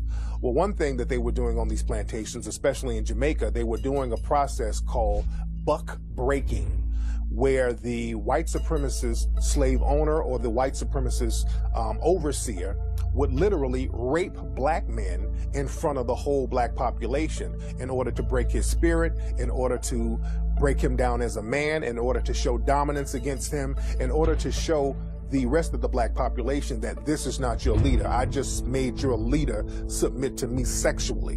And this happened a lot in Jamaica. This is why homosexuality is so looked down upon in Jamaican culture today. And it was a way primarily of cutting down those who would rebel.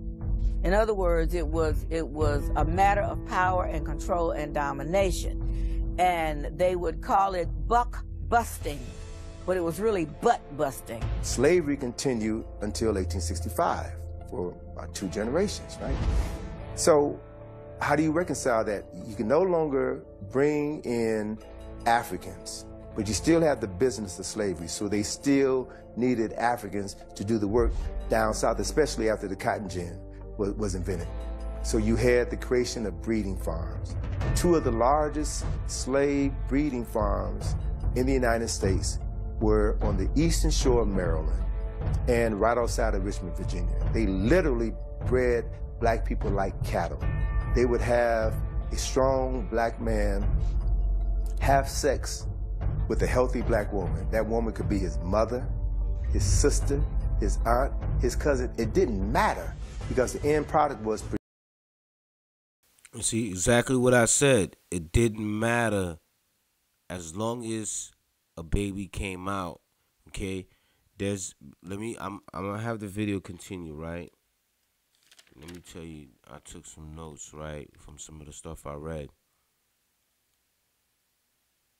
Okay, this is what some of the details are, right? It says, some male slaves were required to impregnate 12 females a year, regardless of age, as long as she can reproduce. Okay? And then there's some notes that apparently one of the slaves produced 200 children. Okay? And then when I told you some women actually gain freedom if they produce 4 to 5 children by the age of 20 years old. Okay? And this is sourced from Slavery in the United States by John Simpkins. I'm going to get back to the video. And also some of it is from Slave Narratives, okay? These are the sources. I don't want y'all to think I'm just blabbing or just saying anything.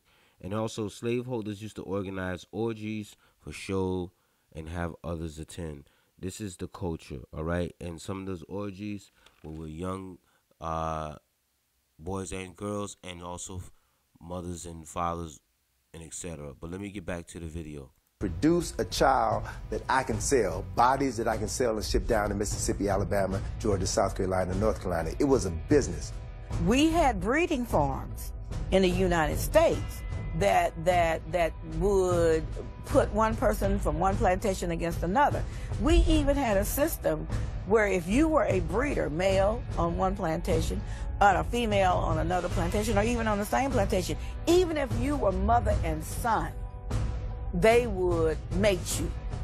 And so I tell a lot of my patients and a lot of my friends, you got to stop using the MF word, because that was a description of what actually happened when the paper bag would go over the head to put one breeder against another when they were related.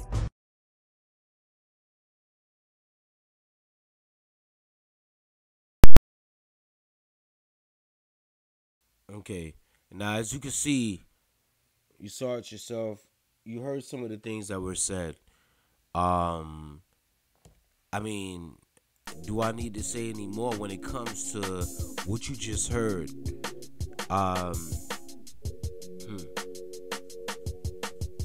We have a lot of healing to do, okay? This is not something that just started. All the things you're seeing with R. Kelly, yes, we do have people that can control themselves and some that can't. And you gotta understand, this is our culture. It's in the culture to where it's been happening for years.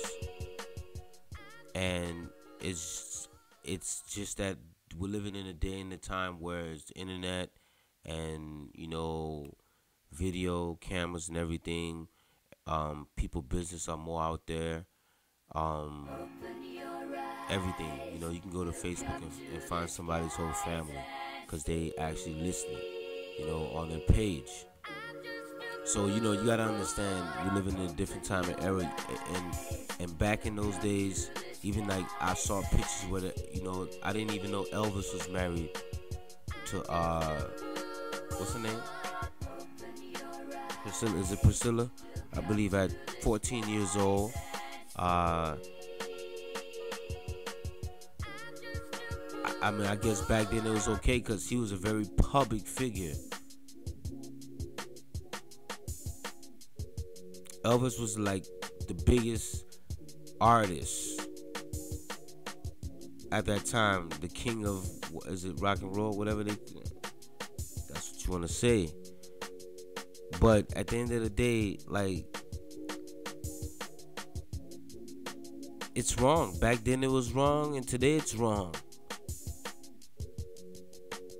But you know, so that's one of the videos I played because I want you to understand the culture that's within the black community, from the food to the living to the abuse and all of that.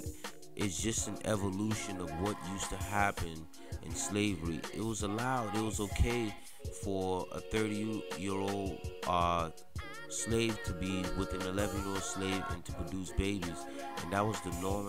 12, as long as they can reproduce, okay? Slave masters didn't give a damn, or slave holders. I'm trying to practice to say slave holders. So, but at the end of the day, that's the information you got from that video. Now I got last video for this particular segment, and the show's gonna be over. But what I want you to do is watch this video here. It's about 7 minutes of the clip. Like the last one, I'm not going to play the entire video, but if you want to watch the entire video, the link is in the description, all right? So you can just subscribe to the channel, but the link is in the description. But let me get to this video so you guys can see what I'm saying, and let's go from there. For sure, now the real dehumanization process begins, because now they strip us naked, men, women, and children, and now you know what I'm talking about. They had to auction us off, you know, but they had to make us look good, so they would take pig lard and shine our bodies up like brothers do with their Cadillac to get it nice and shiny, because Europeans were coming to this market to buy our ancestors. That's right. And so we had no right to protect our own selves, and these Europeans would come to buy us like cows or sheep, to work forever, work until they killed us on their plantations, work us to death in many cases, if we were lucky. Because not all of us made it to the slave plantations. There was another place where the feminization of the black male became really deep and penetrating. It was called the sex farm. And this is the area where the black man had everything that made him a man stripped from him. His job is to protect his black women and children. But now he has been stripped of that, and now he's been trained to be the salesman of the sexual exploits of our people. And so rich whites would go to the sex farms, and they would get these black males who they strip their manhood. He won't kill for his women. He won't die for his race if necessary. He now is the sexual salesman of his own women. And he says, come on, let me show you what we got. Do you like her? Today we call it pimping. But he was forced out of the process of manhood to say, look, here my women are available for you. Let me show you this one. You want to take her in the back and try her out? Let me show you this one. Oh, you can't touch her. She's never been as much as kissed. The price on her, I don't think you got pockets that deep. He became the actual salesperson, which means everything that made him a man had been stripped from him. He was a male who took pride in the sexual exploitation of the very people his manhood demands that he protect.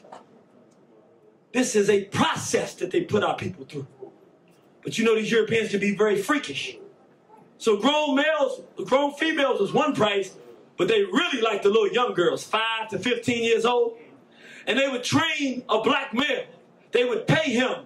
And in exchange for these nice clothes and economic benefit, he would train these little young girls to dance and gyrate before the world and present themselves as sexually titillating to these grown white males who could then buy them and take them home as sexual slaves, or could take them in the back and have their way with these little girls. Speak on it. Can you imagine black men being reduced to such a level? And I want y'all to see this because it's important to understand. Imagine in your mind being so reduced as a man that you actually take pride in receiving gifts and economic benefits from the exploitation of your own women. Speak on it. Can you imagine a time where we were so effeminized and so backwards that we would become the salesman of our own daughters? That we would take our daughters and say, hey, I want you to look sexual to the world. Speak on it. I'm supposed to be a father that protects, but no, that's not what I am anymore. I don't have nothing that marks manhood. Come on, little girl, let me show you how to present yourself to the world as a sexual object so that I can have some benefit. Can you imagine us watching our daughters do this before the world, even training them to do this? Speak on it, God. Slavery was a horrible day. Even it got to the point where we would do it so long, we would literally be out there with our daughters showing them how to act feminine. So we become feminine and demonstrating it. Speak on it. Teaching them so long, we would even teach the women that we were dealing with when they became women. And at some point, it got to the point where we taught our women to desecrate themselves, and then they began to teach our daughters. Speak on it. This was called slavery. That's right. I don't know if you remember that process, but it was a horrible process. I don't know how much you know about it.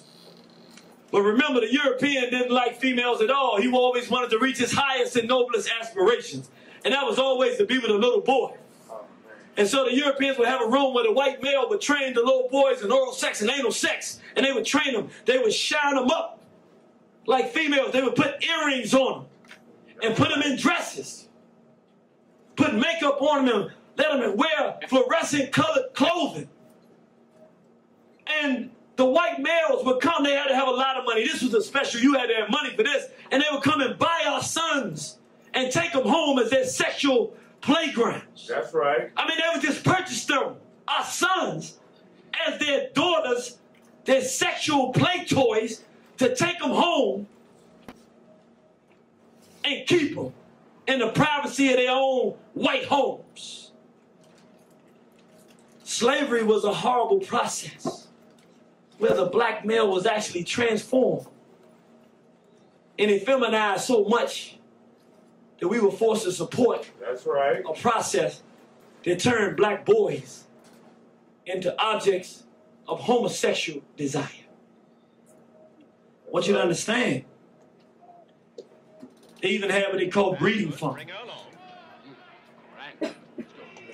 On the breeding farms, black males, big brothers, well-endowed brothers, young girl, 12 years old, just get her first period. Whites would travel hundreds of miles down here in Virginia, Southern Maryland, Tennessee. They were all around the country. And they bring the little girl there for him to rape. Some of the whites didn't want to breed from a professional breeding fee to get a black male to be trained to rape the little girl, so they would do it on their own plantations. Sometimes brothers would be forced to do this 10, 15, 20 years sometimes, impregnating all the females. Eventually, after 12 or 13 years, they bring his daughter in there. He raped her. Now he has a daughter, and his daughter and his granddaughter are the same person.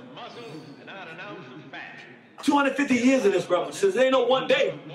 That's right. So we wonder where incest comes from. We wonder where these freaks in our family came from. These pedophiles and the retardation, as the brother said, of the African male spirit to protect and defend, turning upside down and becoming an assaulter, a victimizer of his own helpless, innocent race. And I want you to understand something because it's important.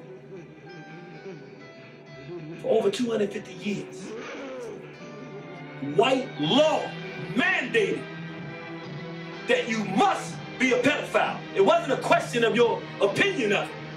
The law in this country said you were black, you were a slave, you must do as your white slave master says, and if you don't, you will be killed. You had no option. The law said you must be incestuous. That's right. You must be a homosexual. And the church You don't have an option.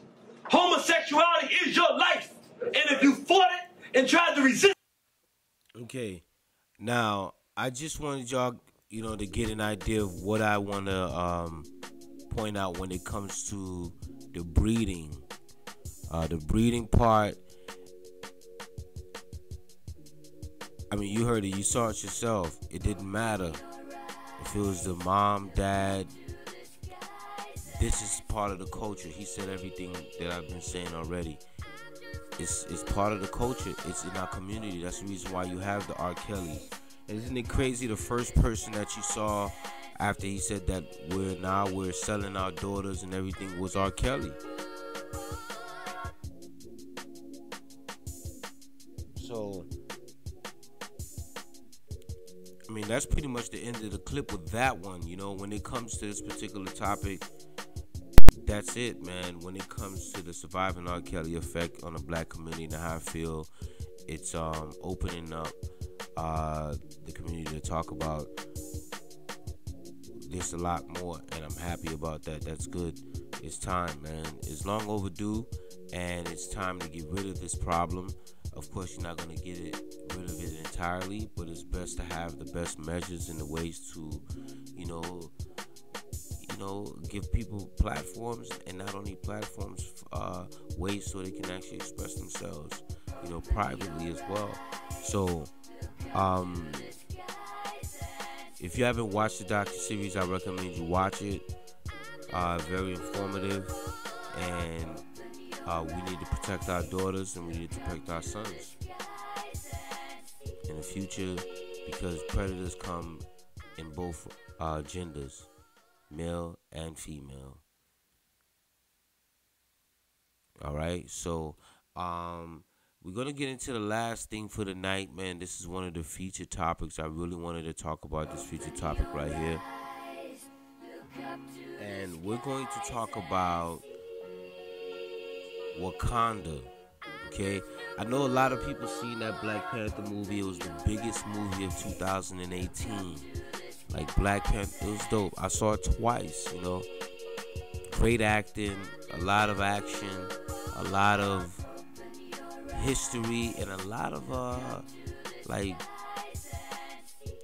like great scenes, man, and memorable scenes, and also memorable things that were said, that definitely can relate to what we're talking about when it comes to surviving R. Kelly, molestation and sexual abuse in the black community, being part of the culture of the black race, because it was the norm and okay during slavery for you to sleep with underage. By law, you had no choice, like he said, and like I was saying, by law, the law made it, I don't care. I need you to produce me 5 kids. If you gotta sleep with your own daughter, you're gonna do it today. So we talked about that, man. You can revisit the video, review the video and watch it. I will put timestamps in the actual description for each segment. But other than that, man, we're going to go into the Wakanda thing, like I said, and this is a beautiful thing. I love Africa right now, man. Let me pause this real quick, man. It's instrumental. I'm loving what's going on in Africa right now. Africa is wide awake. It's awake. Okay? Africa is moving, but it needs more, and I believe black Americans and Africans of the diaspora, they got a lot more finances and a lot more education. If we could find a way to go back to Africa, you don't have to move there, but find a way to assist and help. We could look at Africa as the future for everything, because the age range. There's the youngest. It's so much going on in Africa that's beautiful. From the countries giving visas to Black Americans or Africans of the diaspora. So if you're from, you know, the UK or America and you go to Ethiopia, I believe they give you a visa on deck. Like right when you get there, you get a visa on site. Like you can get one, and you get I believe they give you a business visa as well. So they're not playing. Even Ghana's doing the same thing because 2019 is the 400th year.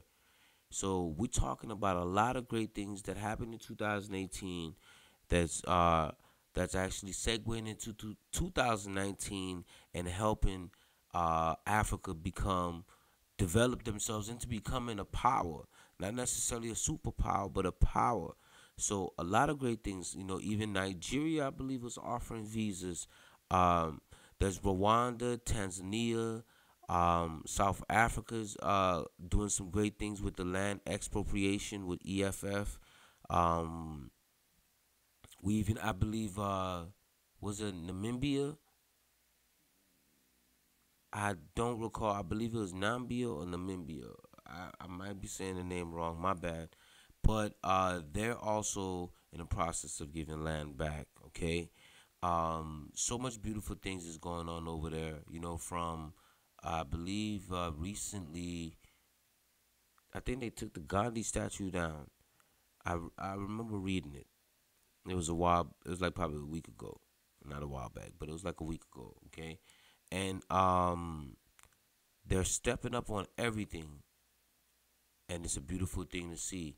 But one of the major stories for 2019 is that they're planning on building 5 Wakanda-like cities. Okay, two of the actual Wakanda-like cities have already been approved, and they're going to start building this year. These Wakanda cities will come equipped with their own pharmaceutical manufacturing company, hospitals, schools, banks, and everything. Okay, I believe Akon has something to do with it as well, and it's a beautiful thing. Just to see that Africa is making progress and they're trying to catch up to the world, because there's a lot of land in the motherland. There's a lot of land, unoccupied land. That's what I wanted to mention. Ethiopia, right? They have the political cabinet. The political cabinet over there is half women, half men. Then they elected the first female president. Well, really not the first female president or leader of Ethiopia, but the first female president in this era. And then the leader, Addis, I might be pronouncing his name wrong. He also took land back from people that just bought land for no reason, and they've been sitting on it for like years. Beautiful thing, okay? And what they're doing is beautiful. But let's go back to Wakanda. Wakanda is no longer just going to be in Black Panther, okay? It's no longer going to be a fantasy in the sense of, okay, yes, it's going to be a fantasy in the sense of the things that are being done, Black Panther, all that action and all that. But as far as the city named Wakanda and being futuristic and beautiful and in Africa, is going to happen and is going to start this year. We might have 2 of them in the progress or in the process of being built. Okay? But what I'm going to do is, instead of just telling you, I'm going to show you a video from another one of an amazing YouTuber. I love Dr. Mumbi. I keep up to date with her every day just to keep up with Africa and what's going on over there. Most of the stuff I know is because of her. All right, down to real estate over there, what's going on in Africa, all the way to the movies. All right, she's very informative. She has sources from all over the place, and it's a great thing. But I'm not going to play the whole video, the entire video. I'm going to play it from the point that I want you guys to hear, where they're having a press conference in Africa, and they have You know, they're making an announcement of why they're building, why they named it Wakanda, and why they are building Wakanda-like cities in Africa. All right. Make sure y'all subscribe to the channel. It's once again, it's free to subscribe to the channel. It doesn't cost you a thing. And here we go. In China. So it's these are the questions, the nitty-gritties, but I'm so excited that this is finally happening. We'll be right back. Wake up, Africa! We've come up with various projects, but one that's most exciting is the building of our village, which is really a growth point in a small town. Which initially it was village number 1. The plan is to build 5 villages, 1 in each region. And of course, after Black Panther.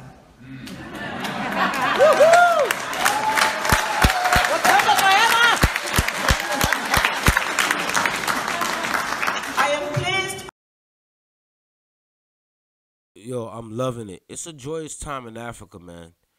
They're clapping, and there's another video when in South Africa with EFF and all the Afro Forum, and I believe is it the ANC? I might be wrong. ANC, I believe. Okay, but the ANC and EFF was celebrating and they were singing a land expropriation song that they made up or that was already there. I guess I don't know. Let me just stop there. But they actually were singing together, joyous because the change that's about to come to South Africa. But let me continue the video. Announced to you today with the Councillor for Zambia, could you please stand up? We are going to the building. The President of Zambia has given us, the diaspora, 132 acres to build Wakanda 1.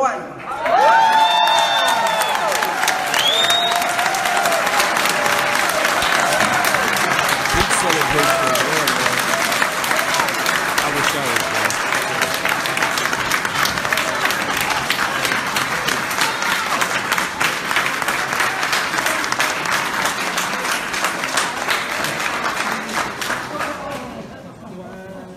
We are in the process of registering an African Diaspora Global Fund.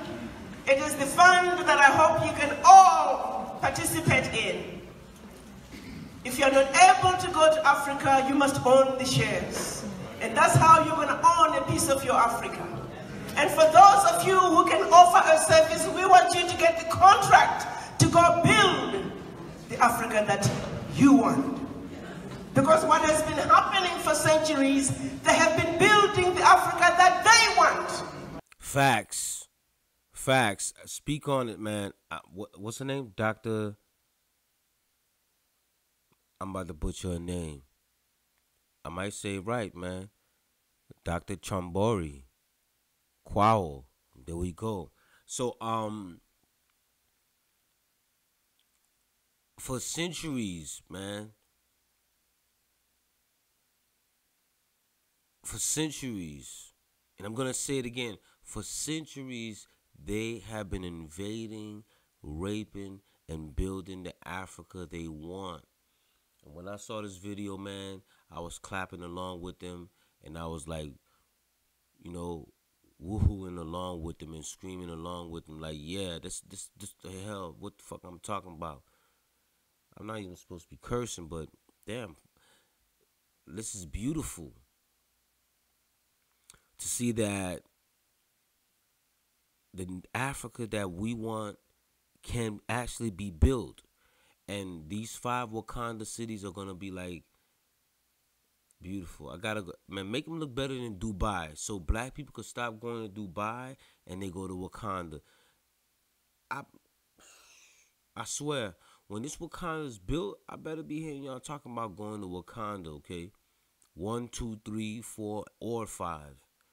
You might not be able to make it to all 5 in your lifetime, but damn, that's a beautiful thing to see that all this is coming together in 2019 during the 400th year.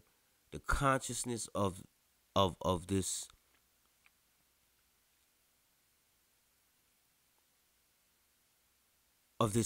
I don't even want to say curse. The consciousness of this particular oppression and everything that we have gone through is like, I feel like we're right there. And just seeing this move in Africa is a beautiful move. Build 5 Wakandas, and they're building all 5 Wakandas in different regions to accommodate the areas. So I'm pretty sure they're gonna have the best hospitals in those areas. They're gonna have the best, and they have enough acres to build more. So it's even though they may have 180 to 200 acres to build for the Wakanda cities, but they have more acres available to add on top of the city. So that's a beautiful thing, you know. And with these 5 Wakandas, why y'all building this? There shouldn't be no African Union, or the African Union should eventually become all together, all one country, just like the EFF is saying, one language, one country, one currency, different religions, it doesn't matter. But let me continue to the video. What time is up? Because the children of Africa are coming home. Yeah. To build the Africa. Wake up, Africa! Welcome back to Africa Watch on the Dr. Mumbi Show. My name is Dr. Mumbi Saraki. How you doing? Wakanda Village #1. It's happening, guys. It's happening. It's happening. And it's just, you know, construction is set to start this year. And, you know, Ambassador Chihombori Kwe, I love this lady. She was saying that, you know, change in Africa must be initiated by Africans. And for true change to be brought about to Africa, it must be brought by Africans for Africans, because at this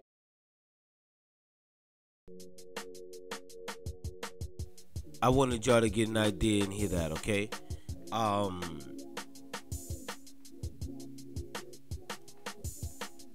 This is a beautiful time. So Zambia and Zimbabwe, okay, they're going to be the first 2 Wakandas.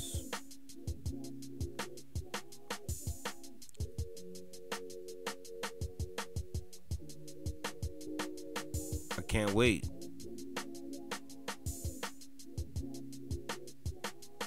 I just can't wait, man. Just keep doing what y'all doing over there in Africa. My time to be over there will be coming soon. But I showed everybody how much people's watching. That's funny. As long as I ain't show my stream key, I don't really matter. But we're finna wrap it up right here, man. So today we talked about the Power Prequel, okay? Power Prequel is gonna be coming out soon. The Golden Era, 50 Cent, Kanan's gonna be back. So guess what? All you Kanan lovers and like y'all wish Kanan didn't die. Y'all wish Tariq didn't kill Kanan, and he would have killed Tariq. Guess what? Kanan got more life on STARZ. All right. So hopefully this year we'll be seeing some the Golden Era on STARZ. And then we talked about the child porn ringleader beaten to death in Michigan prison. So it's over for him. Alright. And then we had 2 black men that were arrested in the Jazmine Barnes situation. Rest in peace to Jazmine Barnes. But damn, we didn't expect it to be 2 black men. That surprised us right there. Okay? Just to let you know. The whole black community is in shock, all right? I see it all over the social media. We all in shock. Okay? All right? And then we also talked about surviving R.Kelly and the effect on the black community. Showed you a couple videos about slave breeding, how it didn't matter if it was the mother, father, son, or daughter, or it didn't matter the age. It could be 30 and 12. It could be 40 and 12, as long as the slaveholder can reproduce children to put in the market for sale. It didn't matter. And I was just aligning how that it is our culture, as is the food that we eat, soul food, and some of the things that we do come from slavery, and it has become part of our culture. Even in hip-hop, some of the things that happen to us, like sex abuse, molestation has become part of the culture in the black community, and it needs to be talked about, and how surviving R.Kelly effect on the community has made everybody talk about it and continue to keep talking about it because it needs to be done. Other than that, we also had the question of the day, what about the R.Kelly in your family? Shout out to the person that told me, that inboxed me, hey, make that a question of the day. All right. And we talked about the 5 Wakanda cities that will be built in America, and not in America, in Africa. All right. So stay tuned for that. Shouts to all the YouTube channels that I use, videos for references, all the books that I mentioned, also the Sage Experience Book Club, Black Label White Wealth will be our book club's book, so I will put a link in the description. And other than that, man, I just want to let y'all know I appreciate this. I'm just getting back in this radio thing / podcast.